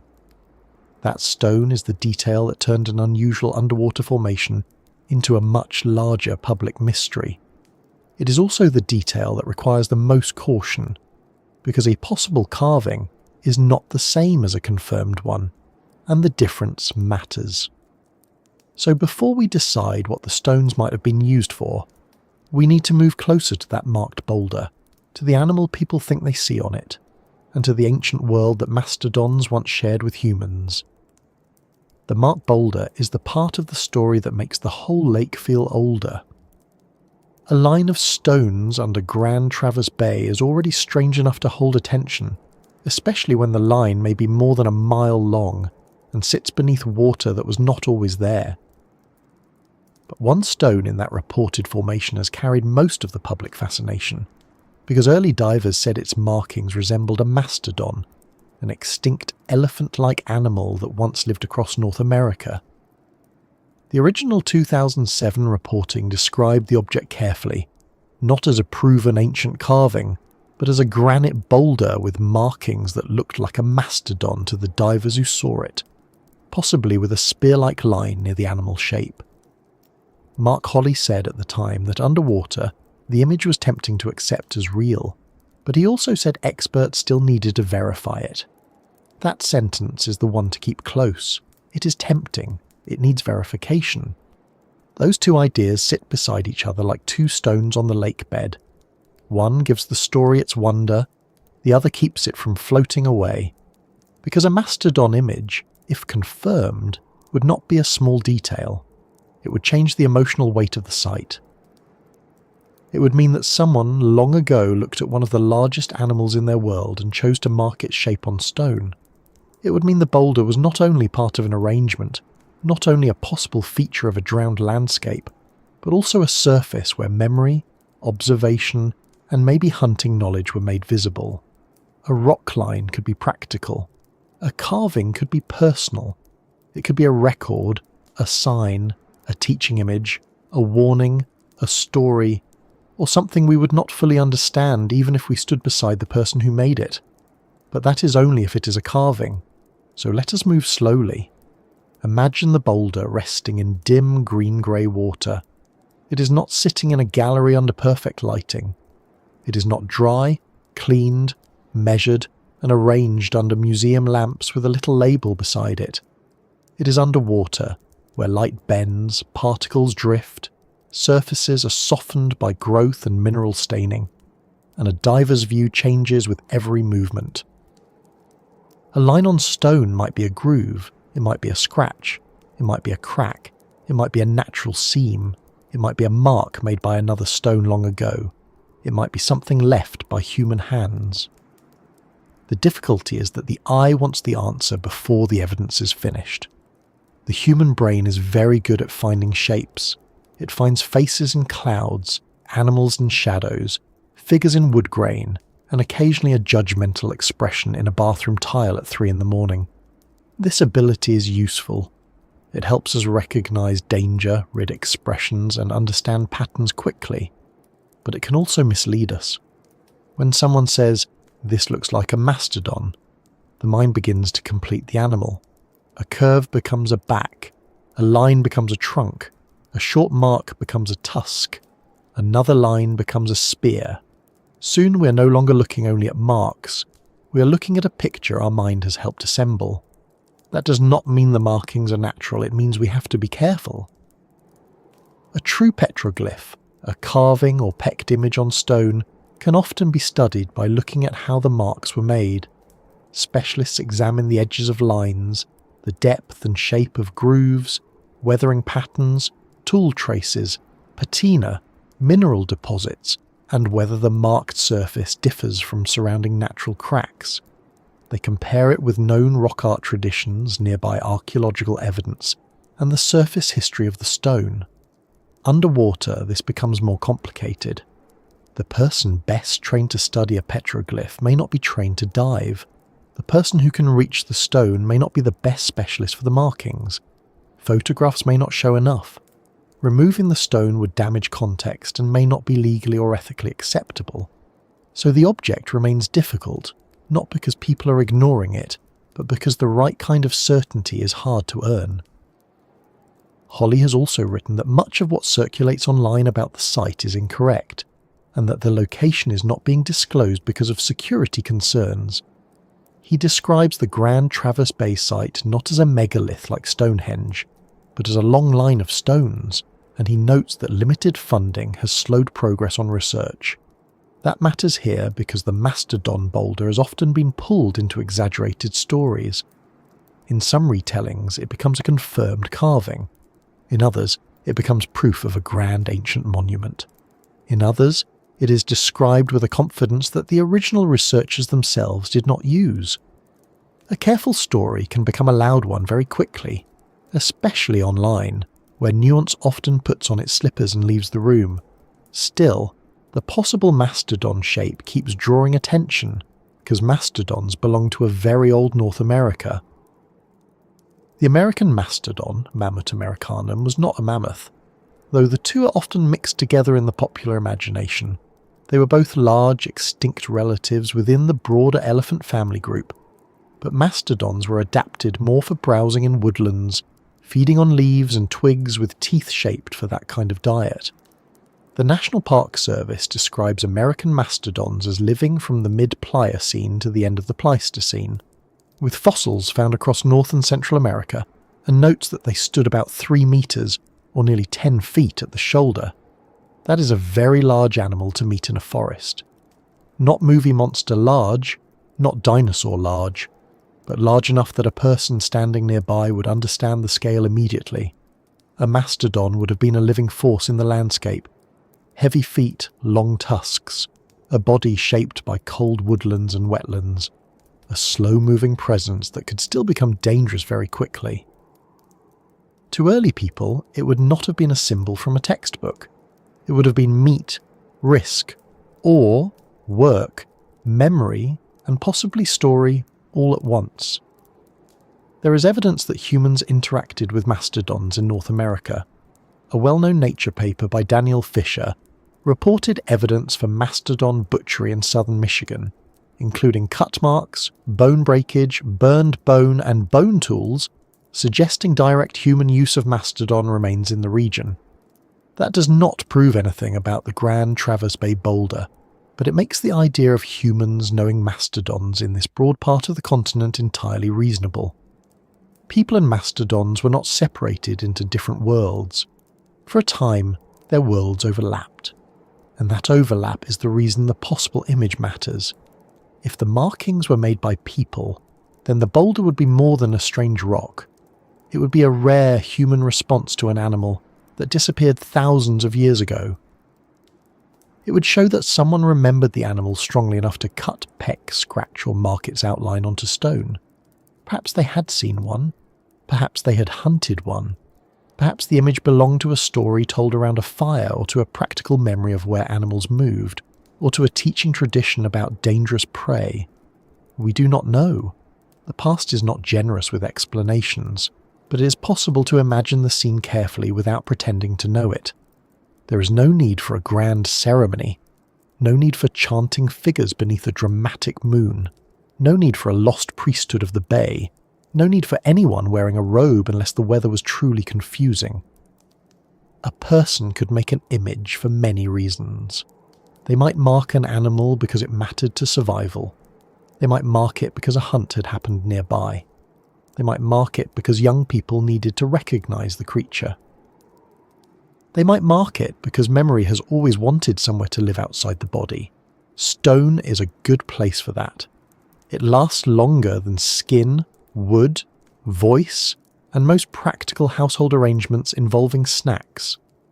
At the same time, the possible image could be natural. That is the uncomfortable but necessary balance. A crack can look like a back. A mineral vein can look like a trunk. A scratch can look like a spear. The lines may be real without being human-made. A stone may carry a shape by accident, and human imagination may finish the animal. The fact-checking site Lead Stories has emphasised that the mastodon image has not been scientifically confirmed as a carving, and that the site is not properly called an underwater Stonehenge. That does not mean there is no interesting boulder. It means the strongest claim, that researchers found a confirmed mastodon carving, goes beyond what has been established. This distinction is not just scientific fussiness, it protects the story. If we call the image confirmed before it is confirmed, then we build the next part of the story on weak ground. We might begin dating the site from the animal, drawing conclusions about its makers, inventing purposes, and turning a possible mark into a whole history. That may feel exciting for a moment, but it collapses easily. A better approach is to let the question remain open. A possible mastodon carving is still remarkable. A possible mastodon carving in the context of a submerged stone formation is still enough to make the lake feel deep in more than one direction. One reason the image is so hard to set aside is that it fits so neatly into the broader setting. The site sits underwater in a region shaped by glacial retreat and changing lake levels. The formation has been discussed as possibly dating to a time when the lakebed was dry or less deeply submerged. Mastodons were present in North America before disappearing near the end of the Pleistocene. The Great Lakes region has evidence of ancient human activity in changing environments. All these pieces create a tempting frame. They do not prove the boulder was carved, but they make the possibility feel less absurd. And archaeology often works in that space between possible and proven. A single artifact can be suggestive. A group of features can be more convincing. Context is everything. If the boulder were found alone with no arrangement nearby, it might be easier to dismiss as pareidolia, the mind seeing a meaningful pattern where none was intended. If a confirmed ancient tool were found beside it, the story would change. If microscopic analysis showed deliberate pecking or cutting, with weathering consistent with great age, the story would change again. If the markings were shown to follow natural cracks with no tool marks, the story would settle in another direction. Each piece of evidence shifts the weight. For now, the question remains. That may be frustrating, but it also makes the boulder strangely powerful. A confirmed object becomes part of a catalogue. An unconfirmed object stays alive in the mind. It asks for another look. It makes researchers consider methods, funding, site protection, tribal consultation, diving logistics and the ethics of public attention. It makes ordinary viewers think about how difficult it is to know the past from marks on stone. It reminds us that not every mystery is solved by looking harder for 5 minutes. Some require years, some require new technology, some require the patience to say, "We do not know yet," which is not a failure, though it does make for less dramatic dinner conversation. There is also a deeper question hidden inside the possible mastodon image. If it is human-made, why was it made there? Was the boulder chosen because of its place in the stone line? Was it already important? Was it marked before the line existed, after it, or as part of the same activity? Was it meant to be seen by people passing along a route? Was it facing a direction that mattered when the landscape was dry? Did it mark a hunting area, a memory of a kill, or a story connected to animals moving through that place? These questions cannot be answered simply by saying, "It looks like a mastodon." The placement matters as much as the shape. That is why the boulder is not just an image problem, it is a landscape problem. On a dry ancient surface, the rock may have had a relationship to landforms that are now hard to read. A rise, a low channel, a shoreline, a path, a marsh edge, a migration route, or a lookout point may now be hidden under sediment and water. What seems like an isolated object underwater may once have sat in a meaningful place. The lake has covered not only the stone, but also the view from the stone. That lost view may have been part of the original purpose. Think of a signpost after the road has vanished. Without the road, the sign seems mysterious. With the road restored, the sign becomes obvious.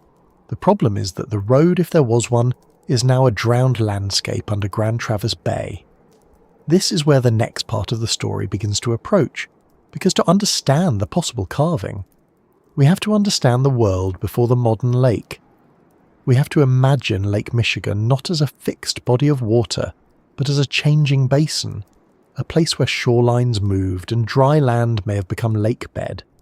The mastodon boulder asks what animal might be shown. The lakebed asks where the artist, if there was one, might have stood.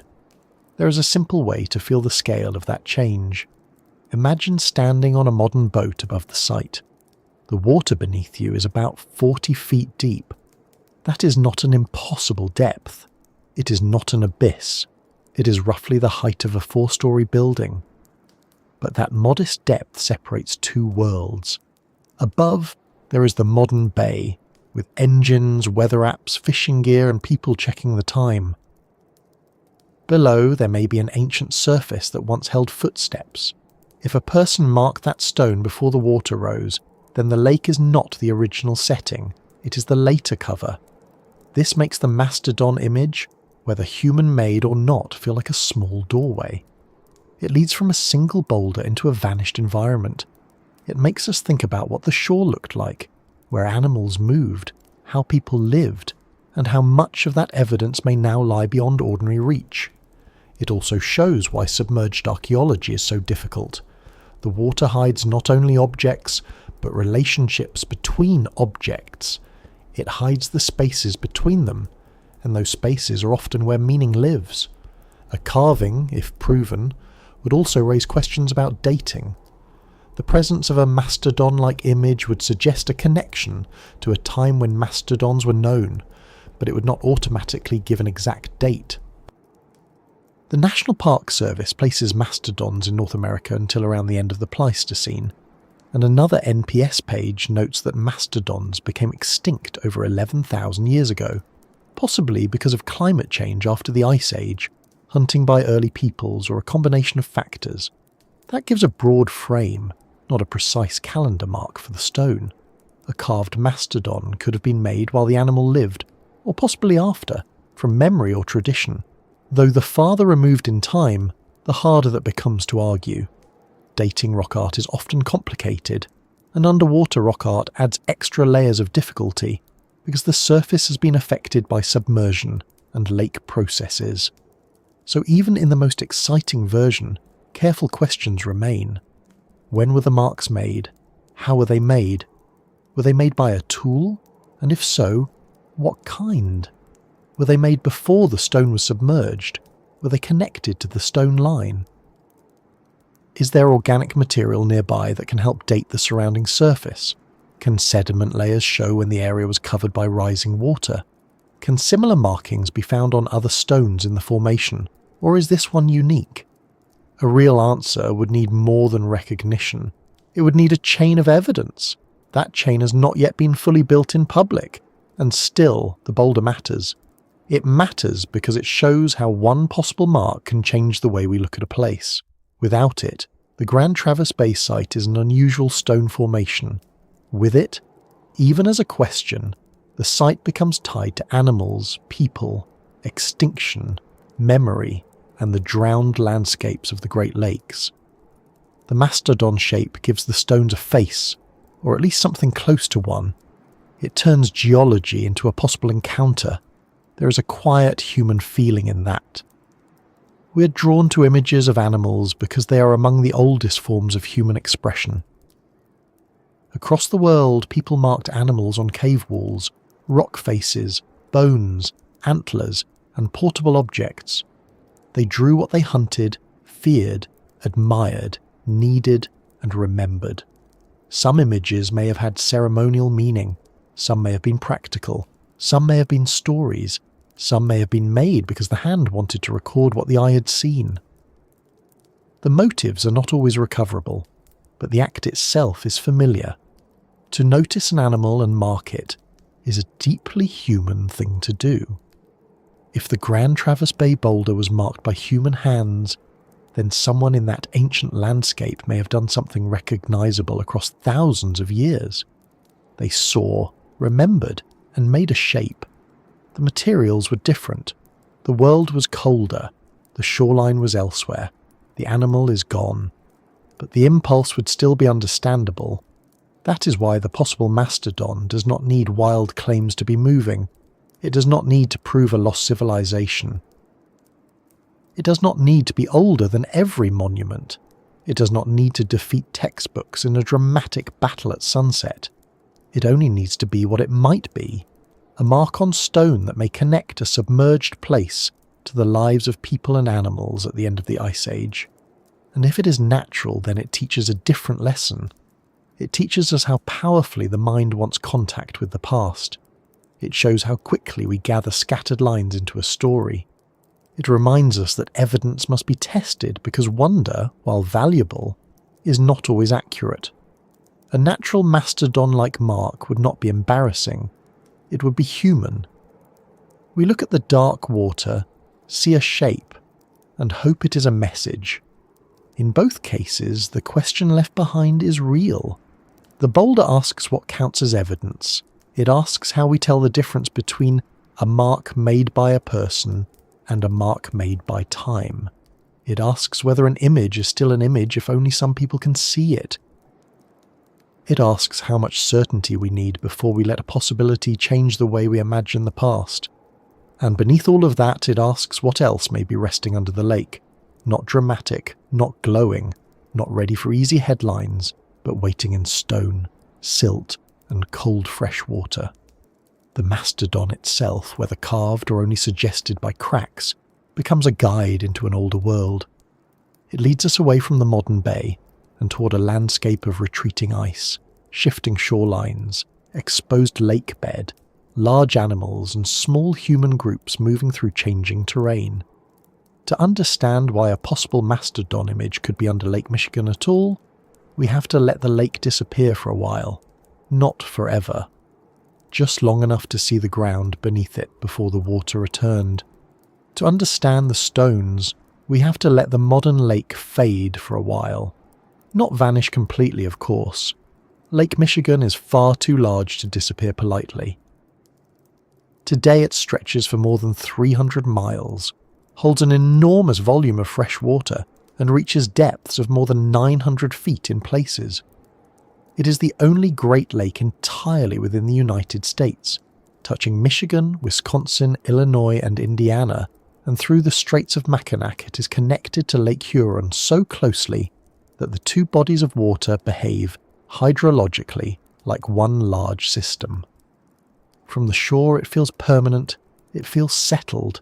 It feels like something that has always been there, blue and wide and occasionally rude to small boats. But that feeling is misleading. The Lake Michigan we know is a recent arrangement in a much longer story. Not recent in the way last Tuesday is recent, but recent in geological terms, which is the kind of timescale where a few thousand years can enter the room and still be asked for identification. The basin itself is old, shaped by deep geology and later carved and modified by ice, but the water levels, shorelines and connections between the Great Lakes have changed again and again since the last ice age. The modern lake is not the original version. It is the latest version. A very impressive version, certainly, but not the first draft. Long before the bay covered the stones, the region was under the influence of the Laurentide ice sheet, a vast mass of ice that spread over much of northern North America during the last glacial period. This was not a tidy little winter covering, the sort you clear from a driveway while muttering at the weather.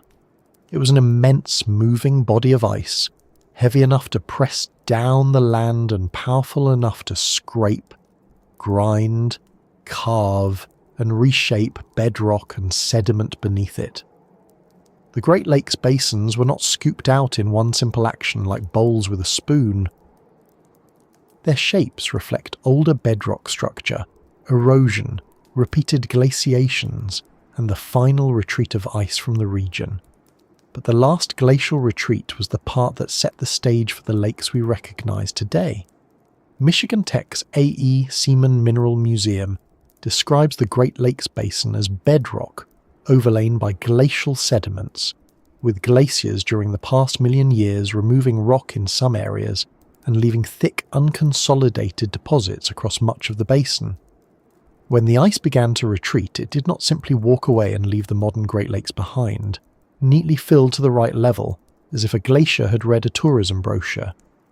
Meltwater gathered against ice margins, outlets opened and closed, temporary lakes formed, drained, merged, shrank and rose again. The land itself also changed after the ice left. Freed from the weight of the glacier, the crust began slowly rebounding, a process called isostatic rebound. Think of pressing your hand into a mattress and then lifting it away. The mattress rises back slowly if it is a very tired mattress, and the land did something similar after the ice was gone. That rising land changed the slopes of outlets and basins, which changed where water could go. This is why old Great Lakes history sounds at times like a family tree where everyone keeps changing names. Glacial Lake Chicago, Lake Algonquin, Lake Chippewa, Lake Stanley, the Nipissing Great Lakes. These were not separate lakes in the simple modern sense, with permanent signs and gift shops. They were stages, phases, and configurations of water in basins still adjusting after ice. The names help researchers describe different water levels, shorelines, and drainage patterns. They are labels placed on a landscape that was still deciding what shape it wanted to be. One of the major early stages was Lake Algonquin, a large glacial lake that covered parts of what are now Lakes Michigan, Huron, and Superior as the Laurentide ice sheet retreated northward. A USGS report by Curtis Larson focuses on the geological history of glacial Lake Algonquin and the Upper Great Lakes, and this phase is central to understanding how different the region once looked. In that older world, the outlines of water and land did not match the shorelines we know. The water was held, released, redirected, and reshaped by ice and outlets. The map was active. Then came lower stages.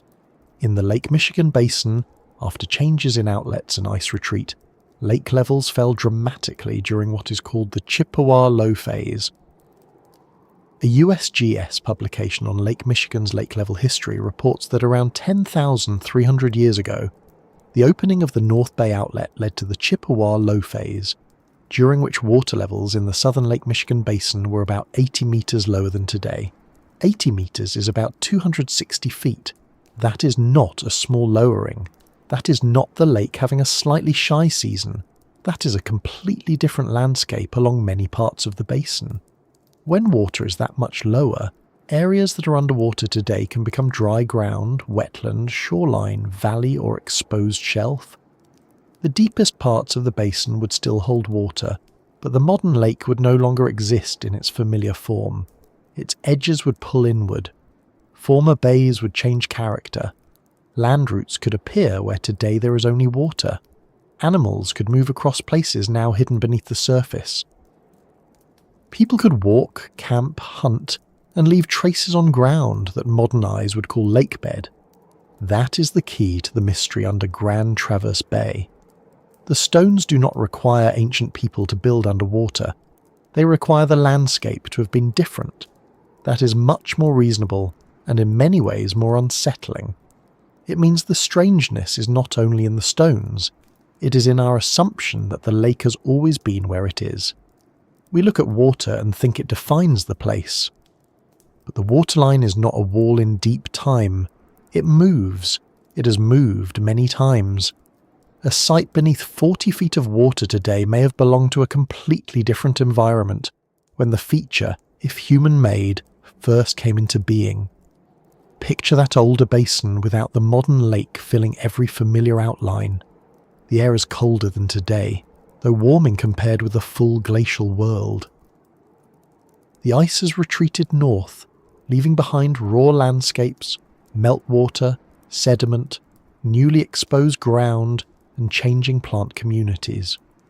The terrain may have included open areas, wetlands, young forests, streams, and shorelines that would seem misplaced if drawn on a modern map. Animals moved through these shifting habitats. Mastodons browsed in woodlands and wetlands. Caribou, elk, and other animals followed seasonal needs.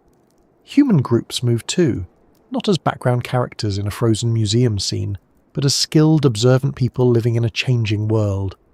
They would have known the land in ways we cannot recover easily.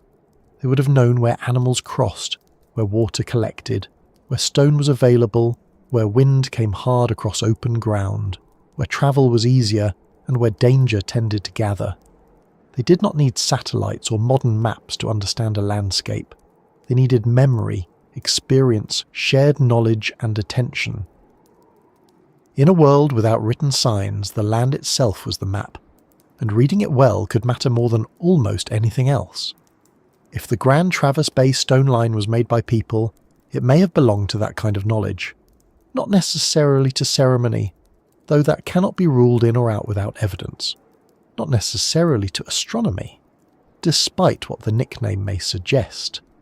A long line of stones in an exposed post-glacial landscape could have had a practical role. It might have helped guide animal movement, it might have marked a route or boundary, it might have taken advantage of natural terrain.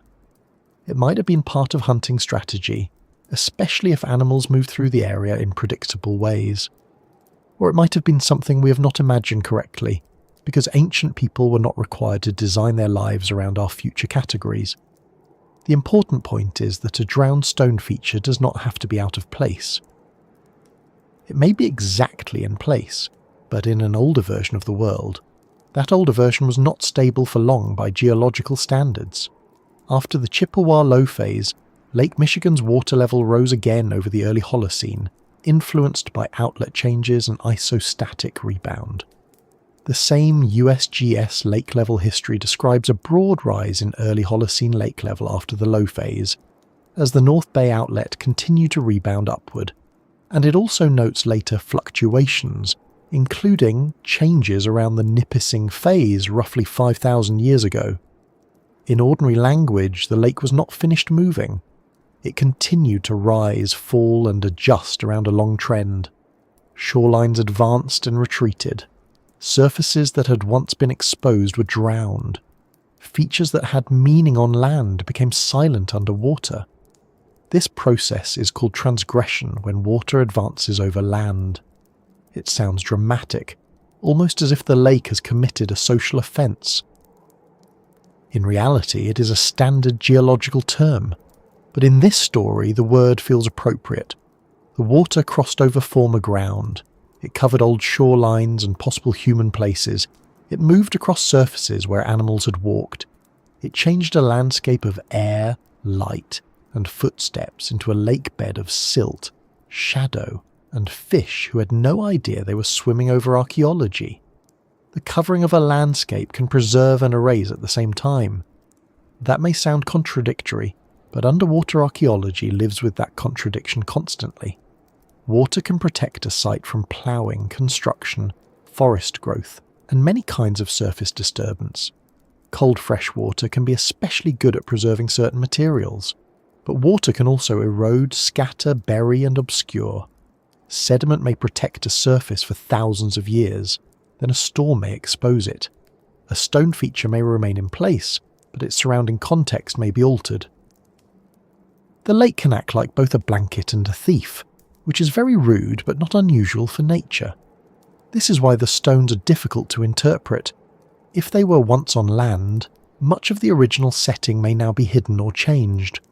The slope, vegetation, paths, nearby water, animal trails and other features that made the arrangement meaningful may be gone from sight. The stones remain, but the world that explained them is underwater or eroded. It is like finding a sentence without the paragraph around it. You can read the words perhaps, but the meaning is not fully secure. And that brings us back to the title idea, the time when Lake Michigan was not a lake at all. Strictly speaking, the basin often held some kind of water, whether glacial lakes, lower lakes, or connected systems. So it is better to say there were times when Lake Michigan was not Lake Michigan as we know it. Parts of the modern lake bed were not beneath the modern lake. Bays and shelves may have been dry ground. The present water surface was not the permanent fact it appears to be now. The lake was a changing body, sometimes larger, sometimes smaller, sometimes connected differently, sometimes leaving land exposed where today boats pass. That is not less strange. It is more strange, because it means the familiar world is temporary. A person standing on the shore today sees the final result of many changes and calls it natural. And it is natural.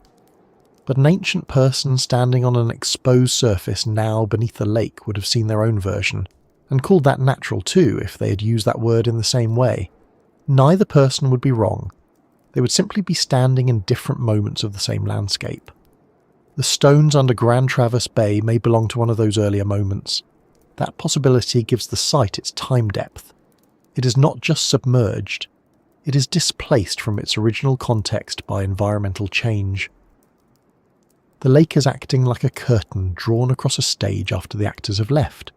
The props may still be there, the floor may still hold marks, but the scene has been darkened, and anyone trying to understand it must work by limited light. It is also worth remembering that changing lake levels were not just background scenery for ancient people. They would have affected where people could live, hunt, travel, and gather resources. A shoreline is an important place. It offers water, animals, fish, plants, stone, movement routes, and visibility. As waterlines shifted, opportunities shifted too. People adapted. They followed changing environments, returned to useful places, abandoned others, and built knowledge across generations. A feature that seems isolated under the modern lake might once have been part of a broader pattern of land use along an old shoreline or exposed corridor. The idea of submerged prehistoric landscapes in the Great Lakes is not fantasy. Other Great Lakes research has shown that old land surfaces and human-made structures can lie beneath modern water. In Lake Huron, for example, archaeologists have studied submerged features on the Alpena Amberley Ridge, interpreted as ancient caribou hunting structures from a time when that ridge was dry land. That does not prove the Lake Michigan stones had the same purpose, but it does show that when lake levels were lower, people really did use landscapes that are now underwater. This makes the Grand Traverse Bay possibility scientifically plausible, even while its specific interpretation remains uncertain. That word, plausible, is useful. It is softer than proven and stronger than imaginary. It is a good word for a sleepy mystery that wants to be honest. So when someone says the Lake Michigan stones should not exist, the best reply is that they should not exist only if the lake has always been the lake we see now.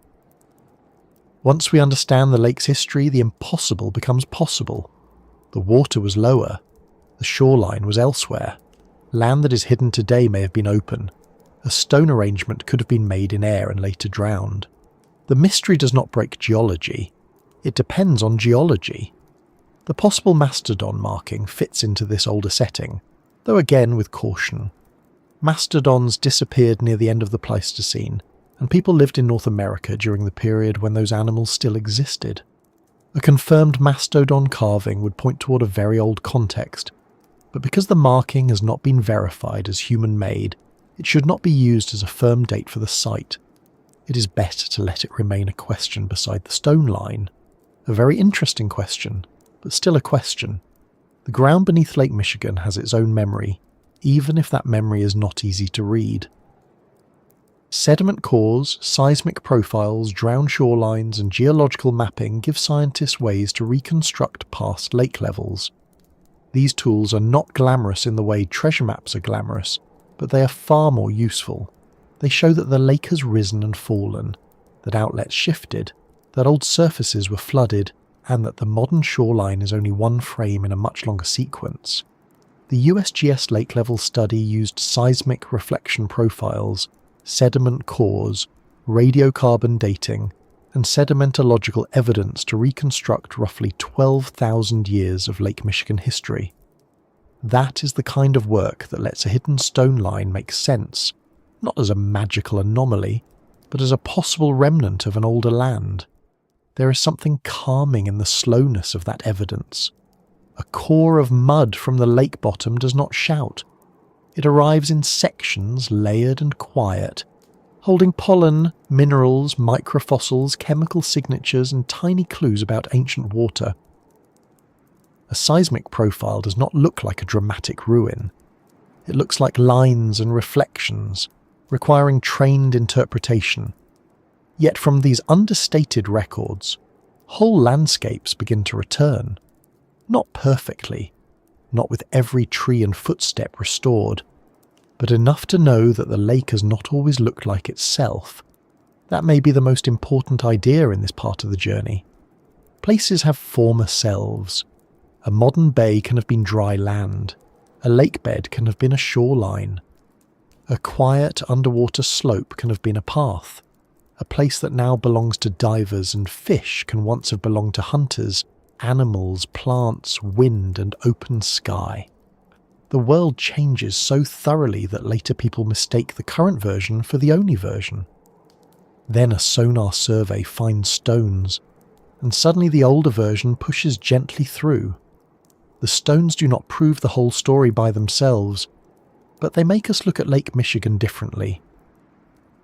They encourage us to stop treating the surface as the beginning of the place. The lake is not just water. It is water over land that has a history. It is a present condition covering earlier conditions. It is a living system resting on the remains of systems before it. Imagine now the bay without the water overhead. Not as empty, not as dead, but as a cold, ancient landscape in transition. The ground is damp in places. Low vegetation grows where it can. Animals move along routes shaped by terrain and habit. People watch, learn, and work with what the land provides. Stones are available. Stones can be moved. A line can be made. A mark can be cut, if the boulder truly was marked.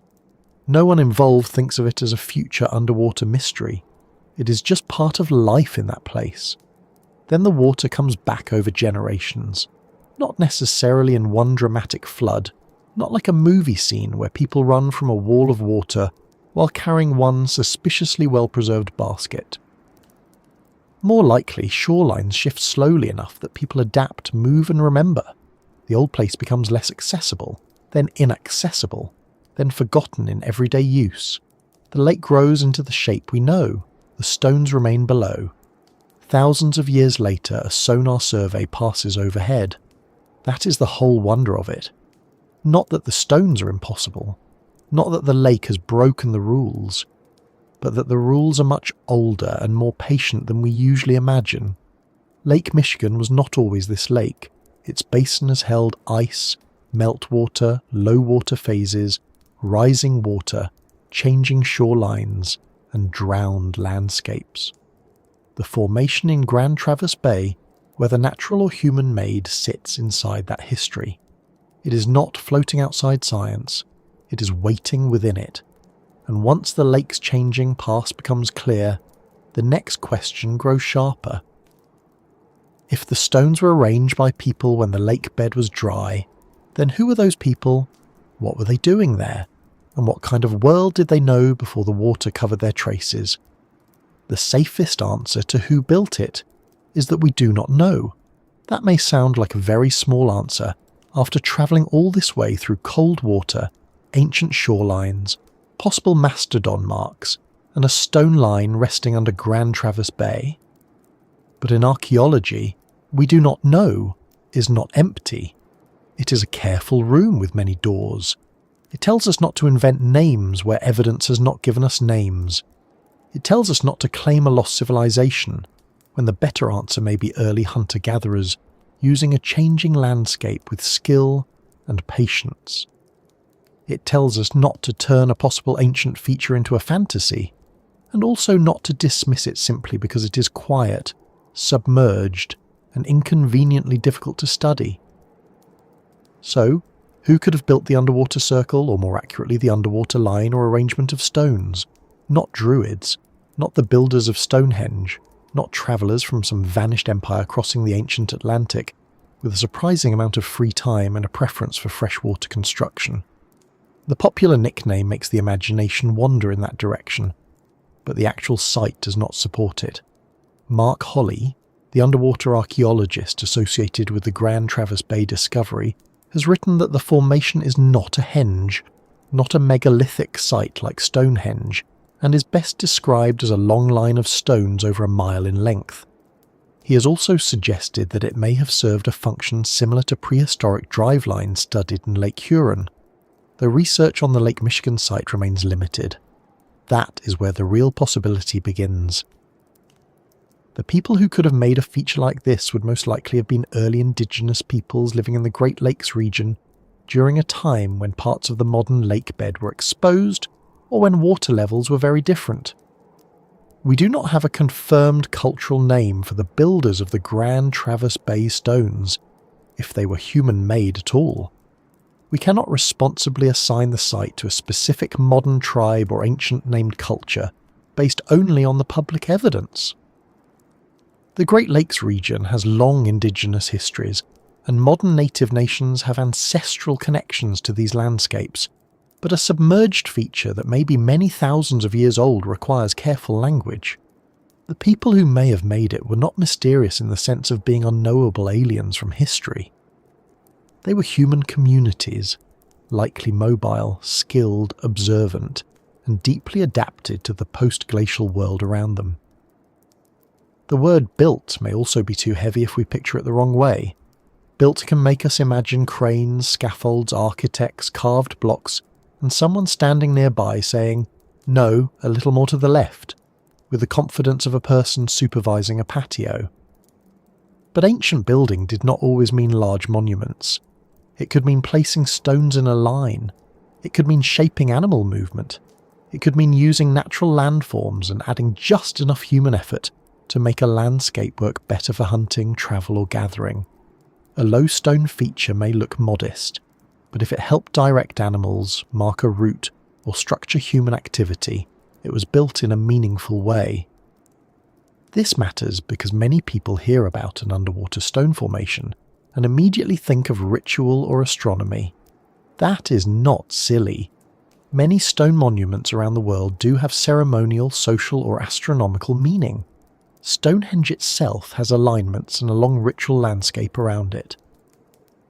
But the Lake Michigan site is not Stonehenge, and forcing the same interpretation onto it may lead us away from the most plausible explanation.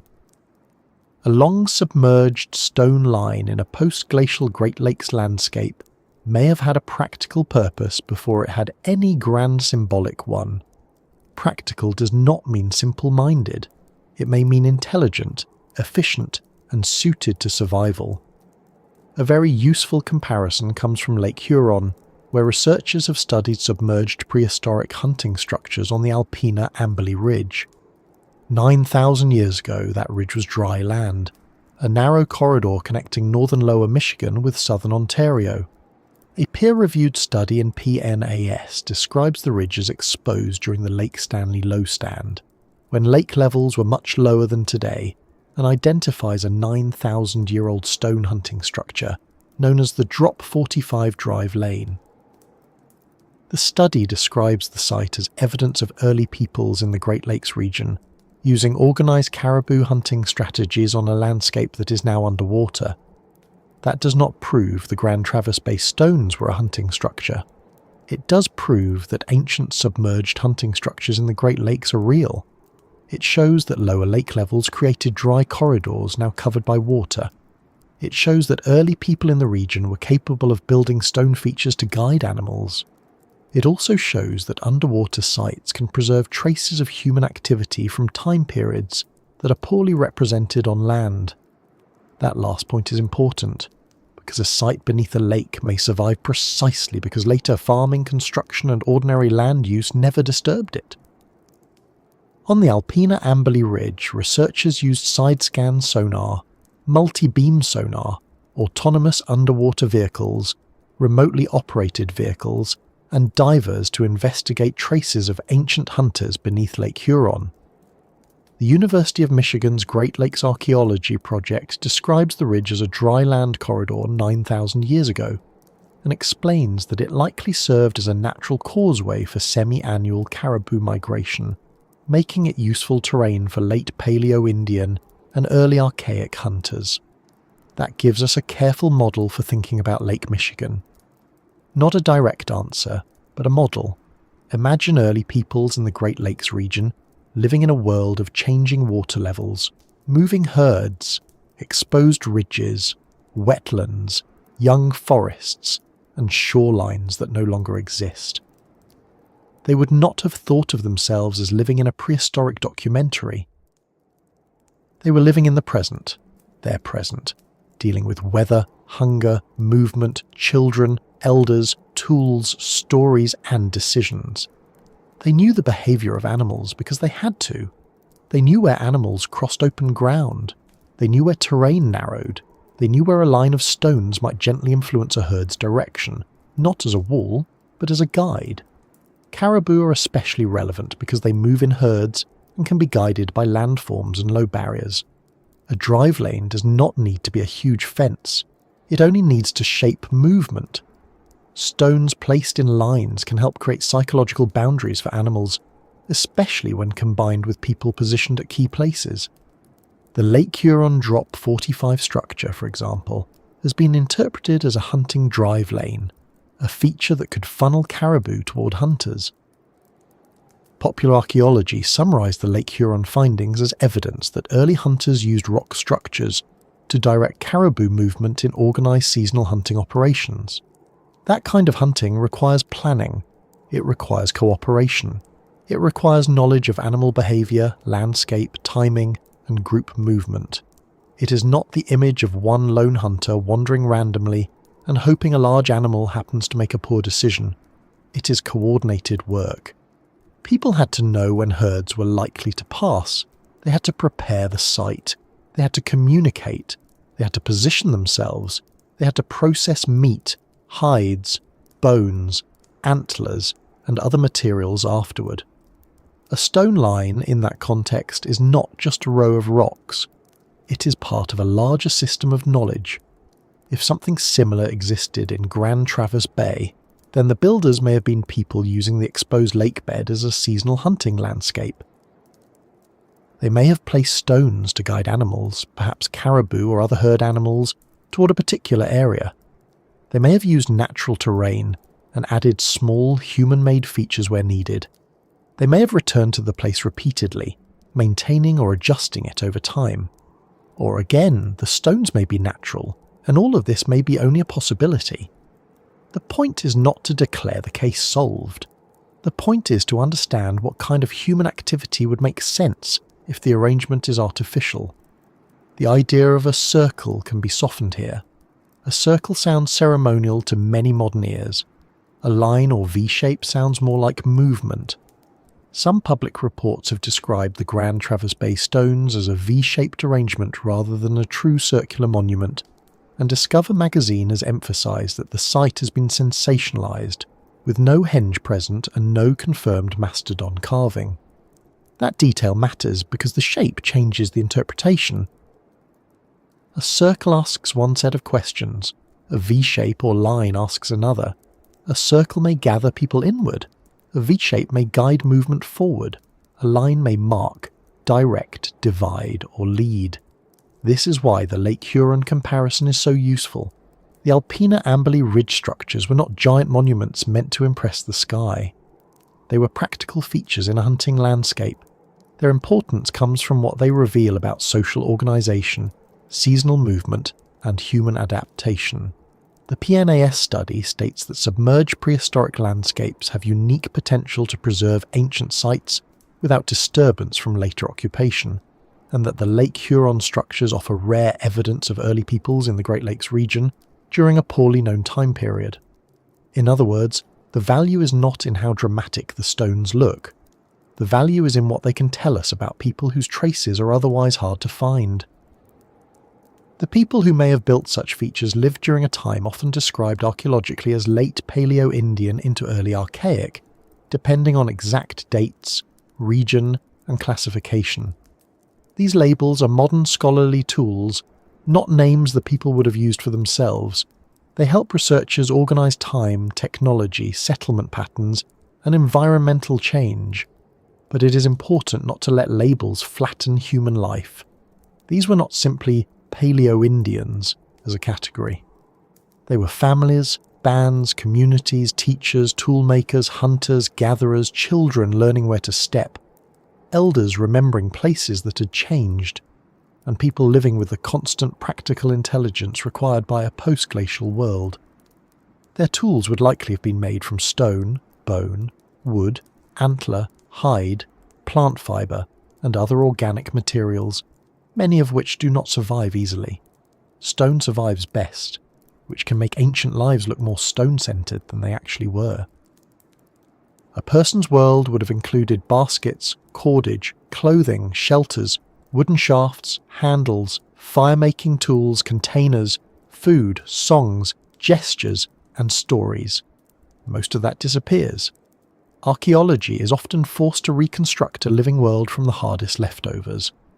It is a little like trying to understand a kitchen after every smell, recipe, conversation, and meal has vanished, leaving only the knives and a very patient archaeologist staring at crumbs. A stone line may therefore be one of the few durable traces of activities that were much richer than stone alone. If people used a drive lane, the stones were only part of the event. There would have been movement, noise, timing, wind direction, animal behaviour, human coordination, processing areas, temporary camps, and the ordinary complications of working with other people, which have probably existed for as long as people have tried to do anything in groups. Someone may have had strong opinions about where a stone should go. Someone else may have been right and annoying about it. The possible mastodon image complicates the picture. If it were proven to be a human-made carving, it might suggest a connection to an older megafaunal world, perhaps one in which mastodons were known or remembered. But because the marking has not been confirmed, it cannot be used as solid evidence for who built the feature or when. It remains a question beside the stones. The stronger comparison, at least for now, is not the possible carving, but the existence of other submerged Great Lakes hunting structures that show early peoples used now-drowned landscapes in organised ways. Whoever may have built the Grand Traverse Bay line, if it was built, would have lived without the modern boundaries we use to describe the region. There was no Michigan, no United States, no Canada, no county line, no state park sign, no marina map, no tourism brochure promising charming lake views and excellent cherries. There was land, water, weather, animals, plants, stone sources, kinship, memory, and movement. The modern map is a late arrival. The ancient landscape followed different logic. That ancient landscape also changed during people's lives and across generations. Shorelines shifted, wetlands expanded or dried, animal routes changed, forests developed, The climate warmed and cooled in pulses. A place that was useful for one generation might become less useful for another. People adapted, and adaptation is not a small achievement. It is one of the defining human talents. A stone line beneath the water, if artificial, would be a sign not of mysterious builders lost to myth, but of people responding intelligently to a world in transition. It is also possible that multiple groups use the same landscape over time. A line could have been built, modified, reused or noticed by later people before submergence. Human places often accumulate meanings. A useful hunting location might become a remembered place. A remembered place might become a place of teaching. A stone that began as part of a practical arrangement could later gather story. But without more evidence, that remains speculation. The safest statement is that early peoples in the Great Lakes region had the ability and reason to build practical stone hunting structures in exposed landscapes that are now underwater, as shown by Lake Huron research. Whether Grand Traverse Bay contains the same kind of feature is still unresolved.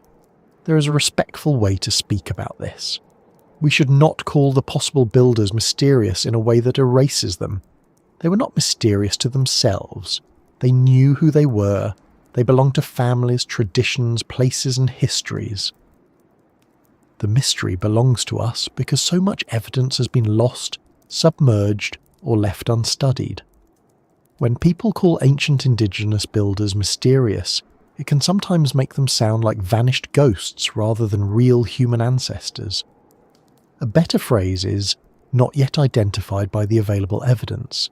It is less flashy, but it is kinder to the truth. Modern native communities in the Great Lakes region also deserve respect in this conversation. The exact ancestry between a deeply ancient underwater site and present-day nations may not be simple, and archaeologists should not make claims without consultation and evidence. But these are indigenous homelands with living communities, not empty stages for ancient puzzles. Holly's site notes that the precise location has not been disclosed for security reasons, and other reporting has mentioned sensitivity around protecting the site. That matters because sites are not only data, they can be heritage. They can be connected to living responsibilities, even when the details are ancient and uncertain. There is another reason to avoid dramatic claims about lost civilizations. They are often less impressive than the real story. A lost civilization with impossible technology sounds exciting for a minute, but it usually turns ancient people into props for modern fantasy. The real story, that early hunter-gatherers understood changing Great Lakes landscapes well enough to build practical stone features for organized hunting, is far more grounded and far more human. It gives credit to skill instead of mystery for mystery's sake. It lets people of the deep past be intelligent without making them magical. A drive line is a beautiful kind of intelligence because it works with behavior. It does not overpower the landscape. It persuades it. It uses terrain, animal instinct, and group planning. It says if the herd moves this way, if the wind is right, if people wait there, if stones guide movement here, then the hunt may succeed. That is not primitive. That is ecological knowledge, engineering, and cooperation. It is quiet engineering, low to the ground, made of local materials and careful observation. If the Grand Traverse Bay stones are natural, we still learn something from asking who could have built them. We learn about what early Great Lakes peoples were capable of. We learn about submerged landscapes. We learn about how modern lake beds can hide old land surfaces. We learn to compare possibilities rather than leap to conclusions. A natural formation can still lead us toward real archaeology elsewhere, just as a mistaken animal shape can still teach us how evidence must be tested. Not every question needs to end with yes. Sometimes a question opens a wider field. Still, the possibility remains. Someone may have placed stones on a cold, exposed landscape long before the bay covered it, not to impress us, not to create a mystery, not to become a headline. They may have done it because animals moved there, because a hunt mattered, because a route needed marking, because a group knew the land well enough to shape it with small acts. The work may have been ordinary to them. That is one of the strange things about archaeology. What becomes extraordinary to us may have been practical to the people who made it. A line of stones more than a mile long, if human-made, would represent repeated effort. It would imply that the feature mattered enough to create and maintain. It might also suggest cooperation across a group, because even modest stones take time and energy to position over long distances. The builders would have needed to understand the land as a whole, not just one small patch. They would have been thinking in routes, approaches, movement and outcomes. That is planning across space. If the feature was used for hunting, it was planning across time too, because seasonal movement requires anticipation. The Lake Huron evidence gives a glimpse of that kind of planning. The PNAS paper describes the Drop 45 drive lane and associated artifacts as offering insight into the social and seasonal organisation of early peoples in the Great Lakes. Those words, social and seasonal, are important. They remind us that hunting is not just the moment an animal is taken. It includes knowledge of seasons, group cooperation, food storage or sharing, tool preparation, and decisions about where to be and when. A stone feature is the visible remainder of an entire social process. So the possible builders of the Grand Traverse Bay Formation were not people outside history. They were part of the long human story of adaptation after the Ice Age.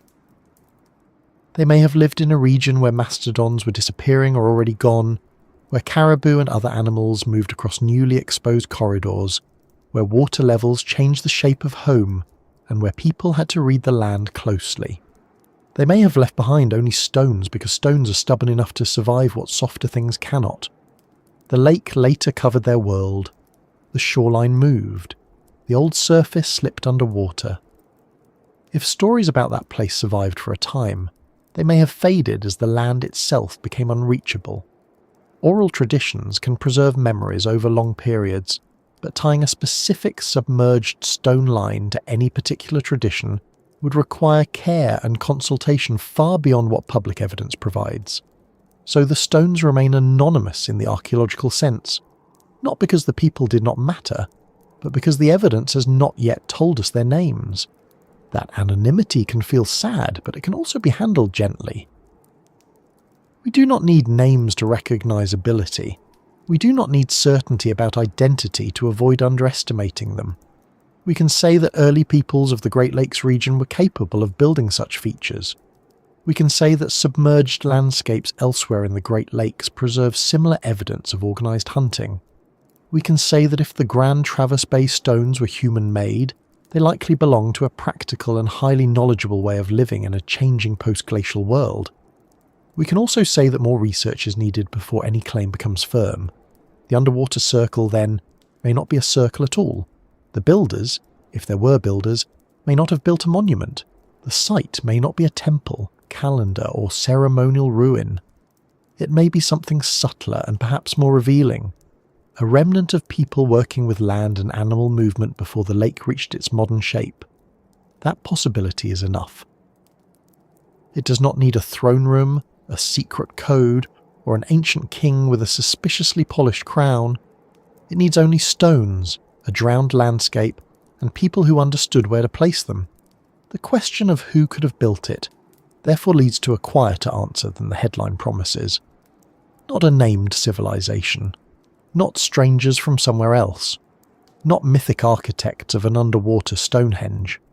Most plausibly, if it is artificial, early indigenous hunter-gatherers of the Great Lakes region, living during a time of lower lake levels, using stone features as part of a landscape strategy that may have involved hunting. The Lake Huron research shows that this kind of human activity did happen in the region's submerged ancient landscapes, even if the Lake Michigan site itself remains less studied and less certain. And that answer changes the mood of the mystery. It becomes less about something that should not exist, and more about something we had forgotten could exist. A human trace beneath a modern lake, a practical structure mistaken for a monument, a familiar shoreline covering an older world. The builders, whoever they were, did not need to be impossible. They only needed the lakebed before it became lakebed, The knowledge of animals, the patience to move stones, and a reason that made sense in their time. Above them now, the water is quiet. It has hidden the old ground, softened the edges, and turned a possible working landscape into a place of speculation. But if the stones were arranged by people, then beneath Lake Michigan there may still be the faint outline of their choices. Not a full story, not a name, just a line across drowned land, pointing us toward the next part of the mystery, where ancient stone features, famous monuments, and the human habit of giving meaning to arranged rocks begin to overlap in ways that are both useful and misleading. The name Stonehenge is the part of this story that arrived wearing the loudest shoes. It is easy to understand why. A quiet line of stones beneath Lake Michigan is interesting, but underwater Stonehenge is irresistible. The phrase does not walk into the room. It bursts in, points dramatically toward the nearest lake, and makes everyone imagine a drowned prehistoric temple waiting below the waves. It gives the mystery a shape people already know. Stonehenge means ancient builders, heavy stones, alignments, ceremonies, unanswered questions, and tourists standing in the rain wondering whether they should have brought a better jacket. But that familiar name also causes trouble. Stonehenge is a real monument, with its own long and specific history. English heritage describes the first Stonehenge as beginning about 5,000 years ago, with the larger stones brought to the site by around 2500 BC, followed by centuries of alteration and use. It is a carefully studied prehistoric landscape of earthworks, stones, burials, avenues, alignments, and surrounding features. It belongs to Neolithic and Bronze Age Britain, not to the floor of Grand Traverse Bay. The Lake Michigan site is not that.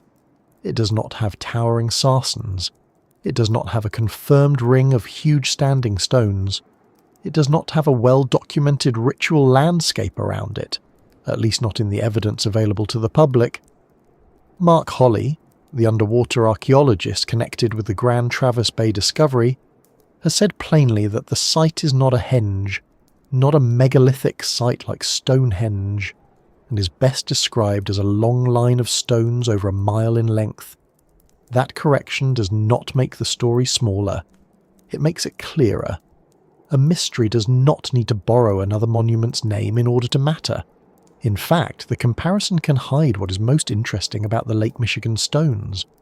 If people expect Stonehenge, they look for ritual circles, astronomical alignments, and giant stones. If what is actually there is a long line, perhaps linked to hunting, movement, or an old exposed landscape, then the Stonehenge label may send the mind in the wrong direction. It is a little like calling every old wooden boat the Titanic. Dramatic, yes. Helpful, not especially.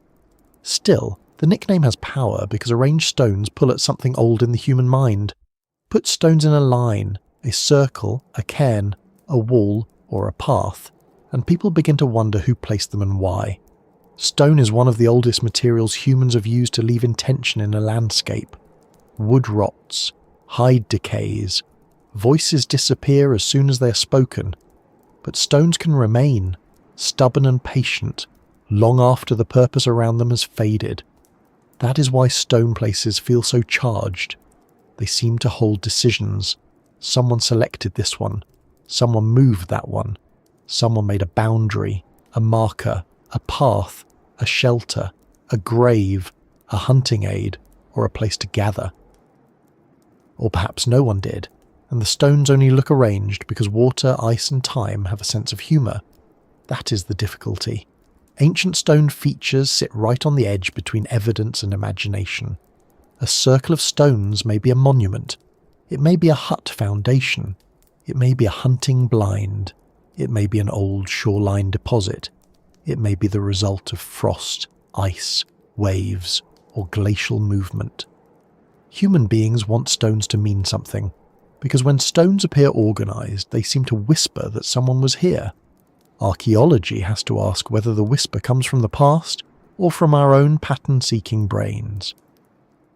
The Lake Michigan stones have suffered from both love and exaggeration. Many online retellings present the site as if the case were already settled, as if a confirmed ancient monument with a confirmed mastodon carving sits beneath the bay.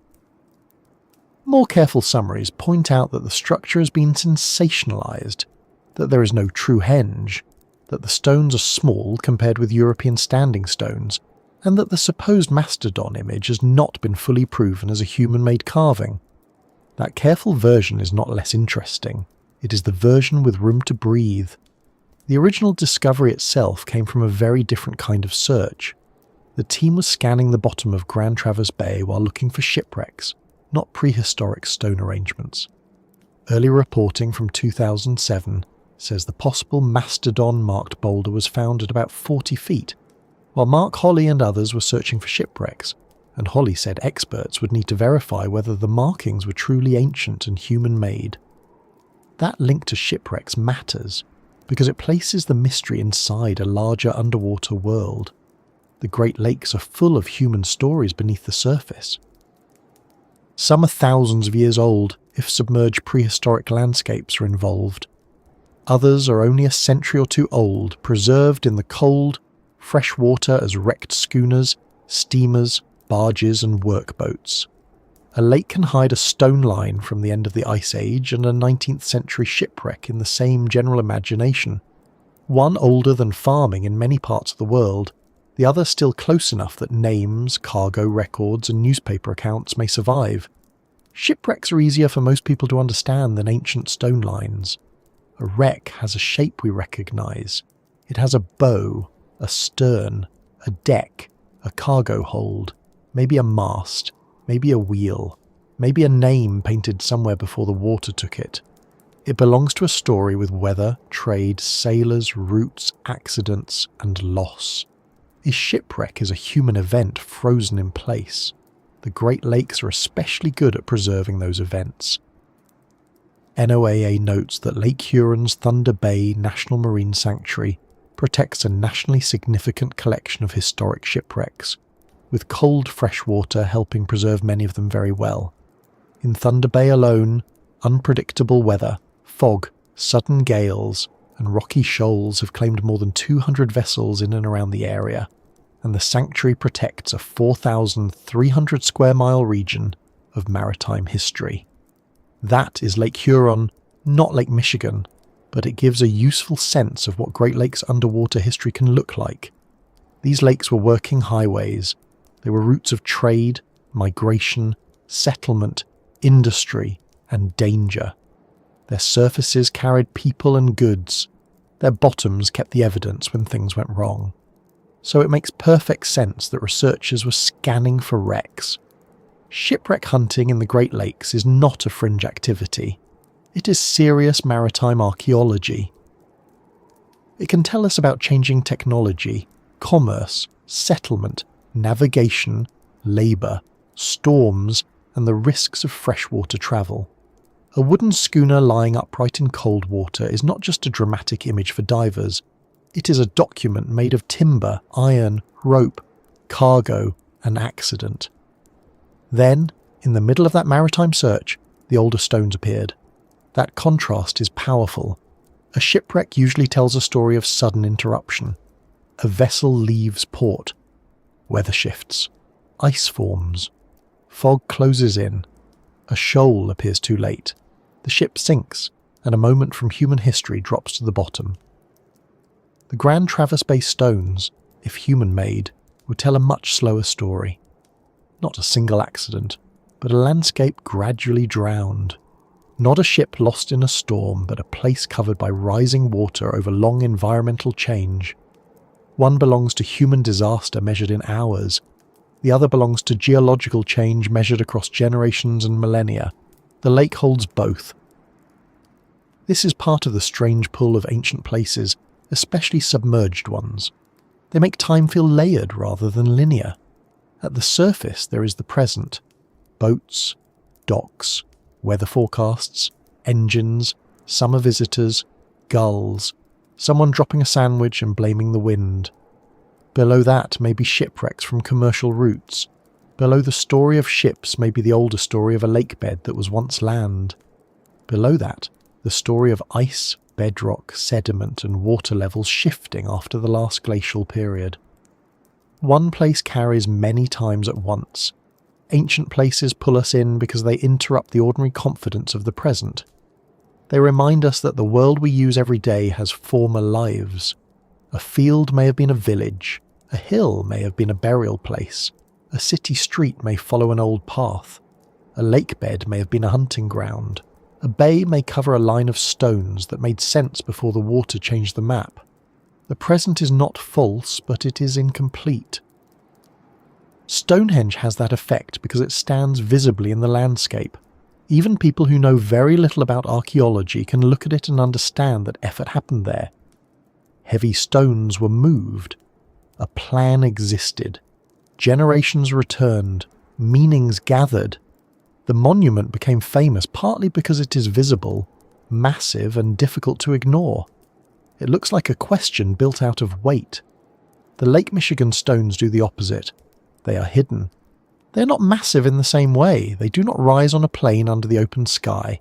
They sit beneath water, available only through sonar, diving, research reports, and second-hand images. They are quieter, and because they are quieter, they are easier to misrepresent. People fill the silence with stronger claims. A long line becomes a temple. A possible mark becomes a confirmed carving. A cautious discovery becomes proof of a grand ancient monument. But the real pull of the site may be exactly its quietness. It does not demand belief. It asks for patience. Shipwrecks teach a similar lesson. Popular imagination often treats wrecks as treasure chests, but archaeologists treat them as sites. A wreck's value is not only in what can be removed, it is in the arrangement of objects, the construction of the vessel, the cargo position, the damage pattern, the surrounding sediment, and the relationship between all those details. Move things carelessly, and the story becomes harder to read. The same is true for stone sites. The stones matter, but their positions matter even more. A stone in a line is evidence partly because of the line. Take it away, and it becomes only a rock with a missing address. That is why protection matters. Holly has said the exact location of the Grand Traverse Bay site is not being disclosed because of security concerns. It is easy to understand the curiosity. Many people would love to see the stones, but a fragile site does not benefit from becoming a weekend challenge. Anchors, souvenir collecting, careless diving, and even well-meaning touching can disturb evidence. A place can survive underwater for thousands of years and still be harmed by one person who thinks, surely moving this one little thing will not matter. Archaeologists everywhere just felt a small pain in the neck. Ancient places also pull us because they seem to offer contact. Not information only, but contact. A stone touched by an ancient hand, a ship's wheel held by someone who never reached shore, a pathway used by people whose names are gone. These things make the past feel less like a textbook and more like a room next door. That feeling is not scientific evidence, but it is part of why people care about evidence. Wonder gets us to look. Careful method keeps us from fooling ourselves once we are looking. There is a balance here. Too much skepticism, and every unusual object becomes just rocks before it has been properly considered. Too much excitement, and every rock becomes a lost temple with a very active marketing department. The Lake Michigan site needs a middle path. It deserves to be taken seriously without being inflated. It deserves comparison with other submerged Great Lakes sites without being declared identical to them. It deserves public interest without public damage. It deserves the phrase, "we do not know yet," without being treated as boring. The comparison with Lake Huron helps keep that middle path open. There, researchers have studied submerged stone features on the Alpena Amberley Ridge, an ancient land corridor that was dry when lake levels were lower. Those structures have been interpreted as caribou hunting features dating to around 9,000 years ago. Discover magazine describes the Lake Huron site as the stronger underwater stone discovery in the region, with human-built structures and artifacts beneath the Great Lakes. That comparison is useful because it shows that the idea is not impossible. Ancient people really did use landscapes that are now underwater. They really did build stone features in the Great Lakes region. But it is also useful because it shows why evidence matters. The Lake Huron features have been studied with stronger archaeological support. The Lake Michigan stones remain less fully established in public evidence. Similar does not mean proven, it means worth investigating. And perhaps that is where Stonehenge returns in a better way. Not as a direct comparison, but as an example of how long people can study a stone place and still revise their understanding. Stonehenge has been interpreted for centuries. Its builders were once misidentified. Its purpose has been debated. Its surrounding landscape has changed how researchers understand it. New methods, from radiocarbon dating to geophysical survey to stone source analysis, have changed parts of the story.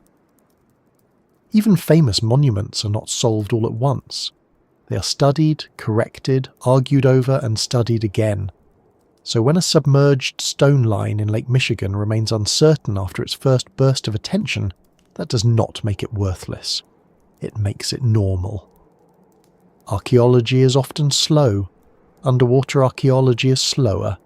Underwater archaeology involving possible prehistoric features, limited funding, site protection, ambiguous markings, changing lake levels, and internet exaggeration is slower still. If research were a boat, this one would be moving carefully through fog with someone at the front saying, maybe avoid that rock, which, given the subject, seems appropriate. The shipwreck connection also reminds us that underwater discoveries are usually found through practical work, not dramatic quests. People map lake beds because navigation, heritage, science, and preservation matter. They search for wrecks, hazards, habitats, and geological features. In doing so, they sometimes find things that belong to completely different questions. A sonar survey does not care whether the object below is a 19th century vessel, a modern anchor, a glacial boulder, or a possible prehistoric stone line. It sends sound down and receives an echo back. The interpretation comes later, with all the human complications interpretation brings. That echoes part of the pull too. Underwater places are not easily seen, so they depend on translation. Sonar translates shape into image. Divers translate glimpses into notes. Researchers translate patterns into cautious reports. Writers translate reports into stories. Somewhere along the way, a long line of stones becomes Stonehenge, and then the story has to be carefully walked back toward the evidence. It is a strange journey for a group of rocks that never asked to become famous. Still, fame can help if it is handled responsibly. Public interest can support research, funding, preservation, and education. People protect places they care about. A catchy nickname may draw attention to submerged landscapes that would otherwise remain unknown outside small research circles. The danger comes when the nickname replaces the evidence. It is fine to say the site has been called Lake Michigan Stonehenge. It is not fine to forget that the person associated with the discovery has said it is not actually a henge. The better way to feel the site is not to picture Stonehenge underwater. Picture a long, low arrangement on a cold lake bed. Picture ordinary stones in an extraordinary position. Picture a modern bay covering an older land surface. Picture a survey boat looking for shipwrecks and finding a question older than the ships. Picture a possible animal mark on a boulder, not proven, but enough to make the mind lean closer. Picture the lake holding maritime history in one layer and possible prehistoric history in another, each requiring different tools, different questions, and different kinds of care. That image is quieter than the headline. It is also stronger. The strange pull of ancient places comes from the fact that they are both present and absent. The stones are present if the reports are right. Their purpose is absent. The possible carving is present as markings on a boulder. Its maker, if there was one, is absent. The shipwrecks are present on lake beds. Their crews are absent. Stonehenge stands on Salisbury Plain, present in stone, but the voices of its builders are absent. Archaeology lives in that tension. It studies what remains in order to approach what does not. That is why these places are so useful for a slow night's thinking. They are not only puzzles, they are reminders. They remind us that people before us had full lives, practical problems, skills, worries, humour, hunger, weather, and plans for tomorrow. They remind us that landscapes change. They remind us that water can cover a world without destroying every trace of it. They remind us that a stone can be just a stone, or it can be a decision that survived. In the end, the Stonehenge comparison may be best treated as a doorway, not a destination. It gets people interested, then it should step aside. Beyond it is a more local, more careful, and more revealing story. A story about Grand Traverse Bay. A story about shipwreck surveys and sonar. A story about Great Lakes water levels and submerged land. A story about early peoples who may have shaped their environment with stone. A story about how the past becomes distorted when it enters popular imagination, and how it can be brought back into focus with patience. Above the stones, boats still cross the bay. Some are modern pleasure boats. Some carry people who have never heard of the site below. Others may pass over old wrecks, old routes, and old ground without knowing it. This is how ancient places often exist inside modern life, not separate from it, but underneath it. A person can check their phone, sip coffee, and complain about the wind while floating above a landscape that may have been used thousands of years before the first written history in the region. The past does not always need distance. Sometimes it needs only depth. And the lake, as always, remains calm about the whole matter. It does not correct headlines. It does not confirm theories. It does not label the stones for our convenience. It holds shipwrecks, old shorelines, possible hunting features, fish, silt, and cold darkness with the same steady patience. We are the ones who sort them into stories. We are the ones who decide whether to exaggerate, dismiss, or study. The most honest response is to let the site be what it is for now, an unusual underwater stone formation in Grand Traverse Bay, discovered during shipwreck survey work, often compared to Stonehenge but not truly like Stonehenge, possibly connected to ancient human activity, possibly shaped by natural processes and still waiting for clearer evidence. That may sound less dramatic than the headline, but it has a deeper kind of pull. It leaves the stones in place, it leaves the lake quiet, it leaves the question open. And as we move toward the end of this journey, that open question becomes the most fitting part of all. Because Lake Michigan may not give us a final answer tonight. It may give us something older and more useful for sleep. The image of a wide, dark lake, a line of stones below it, shipwrecks resting in cold, fresh water, and a hidden landscape that reminds us how much the world can remember after people have forgotten. And now the lake becomes quiet again. After all the stones, sonar scans, possible carvings, drowned shorelines, ancient animals, cautious researchers, and slightly overexcited headlines, we return to the surface. Not because the mystery has been solved, but because some mysteries are not meant to end with a door swinging open. Some remain more like water at night, dark, steady, and full of things we cannot see from where we are standing.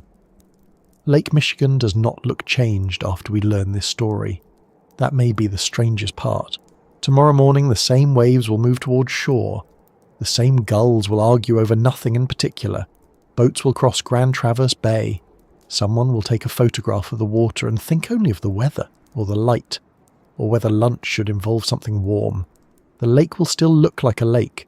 Wide, blue, ordinary in the way familiar things become ordinary when we stop asking what they used to be.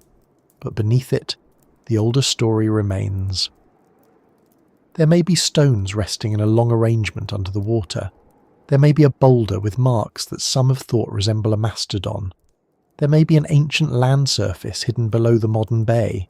There may be signs of human choice, or there may be a natural formation shaped by ice, shoreline, and time. The honest answer is still careful. The site is not truly Stonehenge. It is not a confirmed temple. It is not a proven lost monument.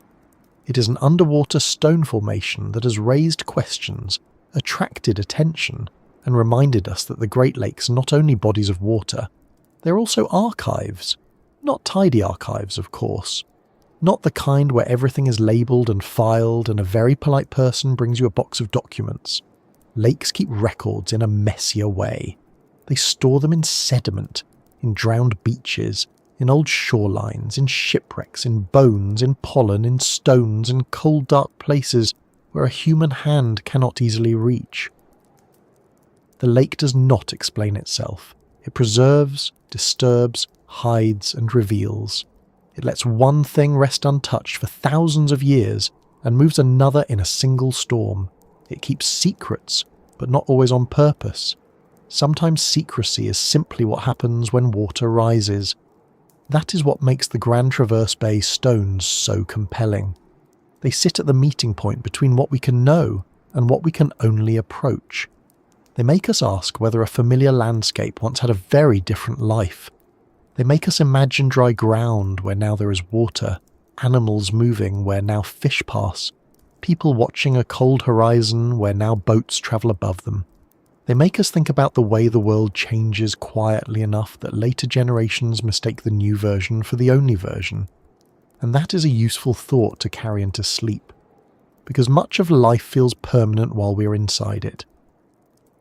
The room around you, the street outside, the town, the shoreline, the routines of morning and evening, they seem solid because they are solid enough for one human life. But the earth works on larger schedules. Ice comes and goes, basins fill, shorelines move, forests spread, animals vanish, people adapt, move, remember, forget, and leave behind small traces that later minds try to understand. A stone line beneath a lake is not only an archaeological puzzle, it is a reminder that the present is a thin layer over many former worlds.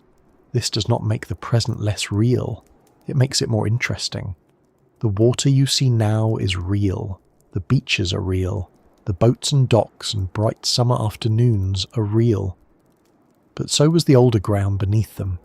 So were the animals that once moved through the region. So were the early people who knew the land in ways we can only partly reconstruct.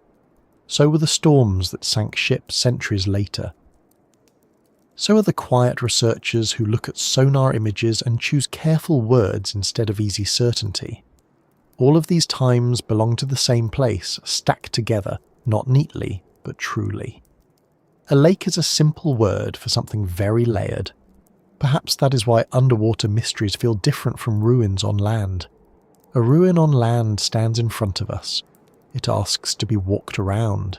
It meets the eye directly. But something underwater must be imagined before it can be understood. Even if divers see it, most of us never will. We know it through descriptions, scans, photographs, measurements, and the patience of people who spend their lives asking careful questions beneath difficult conditions. The distance makes the sight feel almost dreamlike, but the objects themselves are solid. Stone, water, silt, depth, cold. Real things, arranged in a way that continues to trouble easy explanation. And there is comfort in the fact that not everything is easy. We live in a time when answers are expected quickly. A question appears and a screen gives something back almost instantly. But the lake does not work that way. Ancient landscapes do not work that way. Archaeology does not work that way when it is being honest. It moves slowly, it checks, it doubts, it returns. It says maybe, it says probably, it says not enough evidence yet. It says this is interesting, but we must be careful. That pace can feel frustrating during the day, but at night it becomes almost restful. The lake is not in a hurry, and for a little while neither are we. If the stones were arranged by human hands, then someone once stood in a place that no longer exists above water, and did something practical enough, meaningful enough, or familiar enough to leave a trace. They may not have been thinking about the far future. They may not have imagined that one day the ground beneath them would be under a great lake, and that people with sonar and dive gear would puzzle over their work. They may have been thinking about animals, weather, hunger, movement, or a task that needed finishing before dark. The past is often made from ordinary needs that become extraordinary only because time has carried them so far away. If the stones were arranged by nature, the story still has value. Then the lake has given us a lesson in caution. It has shown how glaciers, water, ice and sediment can create patterns that look intentional. It has reminded us that the human mind is eager to find meaning, sometimes too eager. It has made us practice the difference between wonder and proof. That is not a failure of the mystery. It is part of the mystery's usefulness. A natural formation can still teach us how landscapes change, how evidence should be tested, and how easily a catchy phrase can take control of a careful discovery. Either way, the lake has done something important. It has made us look again. And that may be the real gift of places like this. They do not always hand us answers. They change the way we see ordinary things. A lake is no longer only a lake.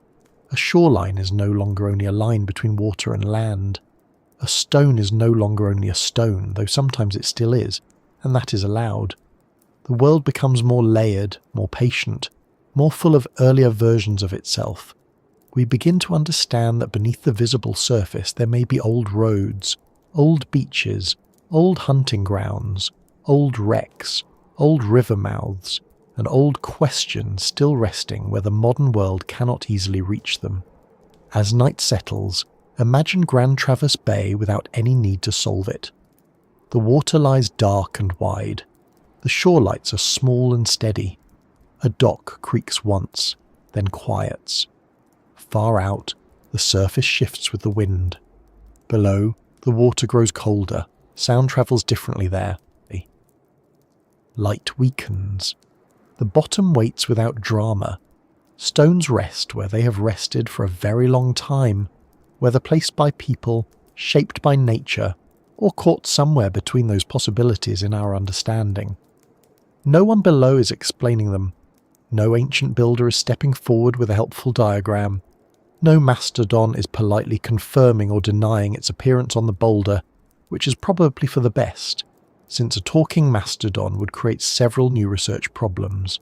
There are only the stones, the lake, and the questions we bring down to them.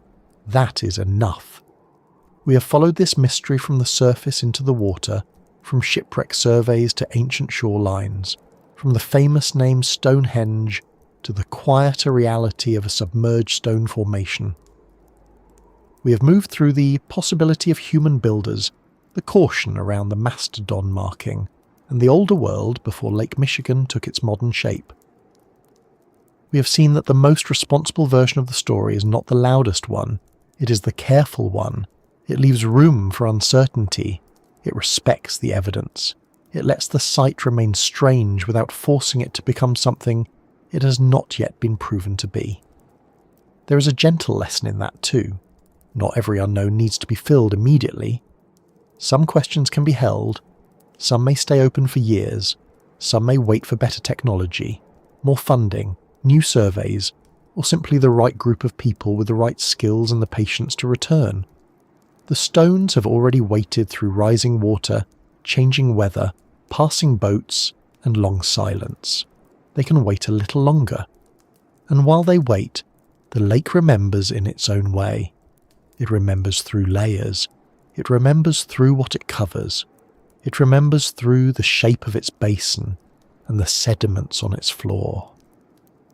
It remembers the ice that helped form it, the lower waters that exposed old land, the rising levels that drowned that land again. It remembers ships that crossed and never returned. It remembers storms that became history. It remembers traces of people who lived before written records in the region, people whose names are not available to us, but whose intelligence should not be underestimated. It remembers without words, which is inconvenient for us, but perfectly normal for a lake. We are the ones who need words, so we give the stones names. We call the place mysterious. We compare it to Stonehenge. We talk about mastodons, hunters, glaciers, sonar, and ancient shorelines. We try to make the hidden world visible through language. That is what humans do. We tell stories not to replace evidence, but to stay close to what evidence may mean. A careful story can hold uncertainty without turning away from it. It can say this may be true, this is not yet proven, this is why it matters, and this is why we keep looking. And now, as this quiet journey reaches its resting place, you might let the question remain unsolved beside you. Not as something troubling, but as something peaceful. A dark lake, a hidden line of stones, a possible animal shape on a boulder, a place that may have been dry land before it became water, a mystery that asks for patience rather than belief. If you're listening at night, perhaps your own room has become still by now. The day has loosened a little. The small tasks and worries that followed you around may have become less sharp. Outside, whether you're near a lake or far from one, the world is holding its own quiet histories. Under streets, under fields, under rivers, under the floorboards, under memory. Not all of them are dramatic. Not all of them will be discovered, but they are there, layered into the places we think we know. That is one of the kindest thoughts archaeology gives us. We are never really living on a blank surface. We are living on top of lives, landscapes, weather, animals, tools, fires, journeys, losses, and ordinary mornings that came before us. The past is not always visible, but it is not nothing. It has shaped the ground under our feet and the water before our eyes. It has shaped the stories we inherit, the questions we ask, and the way we feel when we look across a quiet lake and wonder what lies below. If tonight's journey has brought you a little calm, a little curiosity, or simply a softer place to rest your thoughts, then I would be ever so grateful if you liked the video and subscribed. It helps this quiet corner of strange science and hidden history reach others who may also enjoy drifting gently through the unknown. And if you're still awake, you might leave a note about where you're listening from tonight, especially if there is water somewhere near you. A lake, a river, rain on the window, or even that dependable glass on the bedside table. Every place has its own version of depth. For now, Lake Michigan keeps its stones. It keeps them beneath the surface, under the movement of waves and the passing of seasons. It keeps them through summer brightness and winter ice, through storms, fog, moonlight, and clear mornings when the water looks too ordinary to hide anything at all. It keeps shipwrecks and old shorelines, possible hunting features and natural formations, questions and almost answers. It keeps them without hurry. And perhaps that is the best way to leave the mystery tonight. Not solved, not dismissed, simply resting. A wide lake, a dark bay, a line of stones below, a story still waiting in the cold fresh water, while above it the world grows quiet, the shore lights soften, and sleep comes in slowly, like water covering an ancient place,